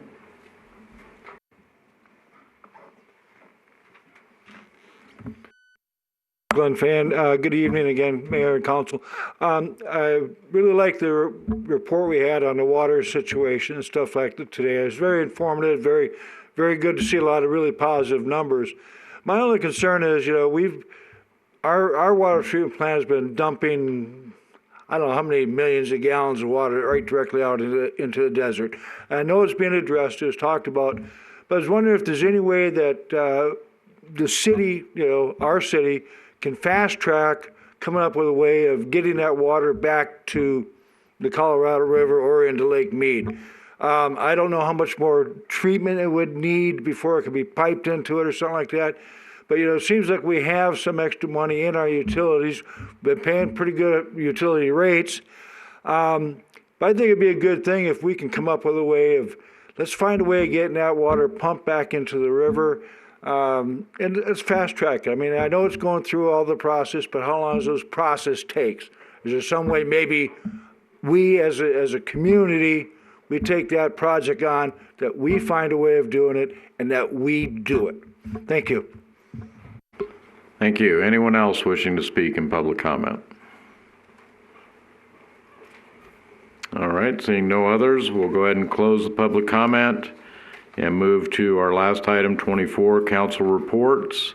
We'll start with Councilwoman Hoskins, since it's her first meeting. I have nothing to report other than I keep forgetting to turn this thing on. Councilman Adams? December 1st, for those of you who are unaware, was World AIDS Day. The mayor and I were fortunate enough to attend an event at the Southern Nevada Health District where we pledged our support for ending the AIDS epidemic. Some of the key factors to making that, realizing those goals, it's making sure that people living with HIV know their status. It's making sure that they receive antiretroviral treatment, and it's making sure that that treatment leads to viral suppression. I know perhaps 20, 30 years ago that might have sounded like an impossibility to see an end to this epidemic, but in 2019 it really isn't. It's about creating access, so I was very proud for us to be there representing the city of Boulder City. I'd like to thank the Parks and Rec Department. Over the weekend I went down and I saw some of the improvements that have been made to the skate park. There's some new ramps down there. I was watching some of the kids enjoying them. It's been improved so that it doesn't only just cater to some of the more top end of the sport, but also for those the younger kids that are kind of just now getting into it. So it definitely caters to a much wider audience. So I really do commend it. It was a lot of great work. And then the holidays are upon us. Happy holidays to everybody. I had a great time at the tree lighting, great time at the parade. Jingle Cat remains to be one of my favorite Boulder City holiday institutions. I love seeing Jingle Cat. So with that, happy holidays, everybody. Thank you. Thank you. Councilwoman Bridges? Oh, boy. Quite a few things. First of all, I did get to go to the Southern Nevada Water Authority meeting where we did adopt the Joint Water Conservation Plan, the water budget, the water resource plan. We adopted a lot of good stuff, and there was a tremendous, it sort of put our 657-page agenda to shame. And I had to do it all on over the phone from San Antonio. Well, I had the wonderful pleasure of getting to attend the the National League of Cities convention. It was fascinating. there were so many specifics, I can't go into them, but what I got overall was a sense of common problems, common issues that large cities and small towns are all trying to deal with, and that when people contact me about issues that are going on, they're really things that are really going on throughout the country. Climate change mitigation and adaptation and affordable housing seem to be the two biggest issues that continued to come up. Public housing, transportation, sustainability in cities, these were all issues that were addressed in small sessions, big sessions, all day class, and it was fun, and it was wonderful just getting to meet a lot of other people, mayors and council people and managers from all over the country. And Nevada, we got to hang out with our colleagues from Nevada. The city knows how to throw a party. I am so thrilled to pieces. By the way, our city manager and Tracy promised they would not make public the pictures of me standing and singing with the Beach Boys. I sing off key, it's not pretty. The tree lighting, the parade, getting to see the house on Fifth Street lit up. This city knows how to celebrate. I'm very honored to be a resident. All the decorations on all the street lights, it's really beautiful. And so that's about it. It's been a busy couple of weeks. Thank you. Thank you. Councilwoman Folda? Oh, Councilwoman Bridges said everything I was going to say. So I'll just release the video, and it'll give everyone a picture. So, like Councilwoman Bridges said, she and I and our city manager, Al Noyola, were able to attend the National League of Cities. It was a really, really educational and worthwhile event to go to. There was a lot of education classes. There was vendors that showed us new technology and things that are available for our cities. There was collaboration between other cities and just seeing examples of what's worked for them and what hasn't, and some best practices. I was able to tour playgrounds and kind of see some new things that they're doing with Parks and Recreation. We talked about home rule, outreach, planning, so I really found it very valuable. And, at the end, they did have the Beach Boys there, so that really just, made it great. So I have, from that, a lot of ideas that I'm going to probably start bugging staff with, so watch out. Thanks. Thank you. I was at the Civilian Military Council meeting this afternoon at Nellis Air Force Base. A couple of statistics from them.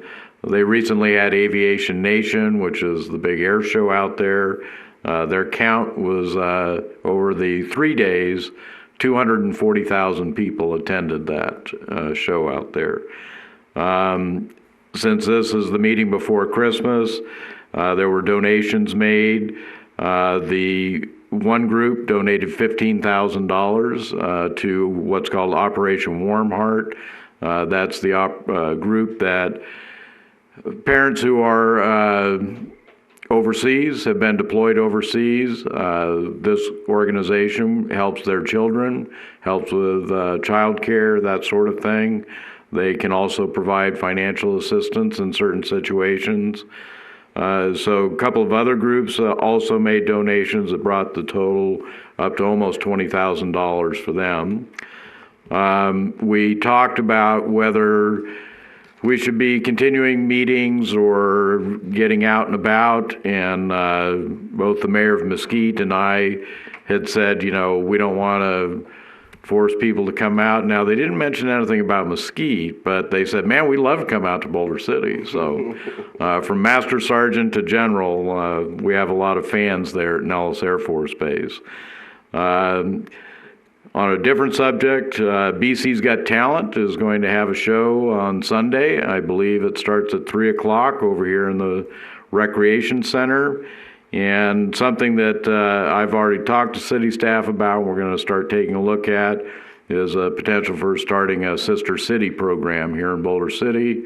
Know some folks that have suggested a city over in Italy to start that with. So with that, we're adjourned. Thank you all very much.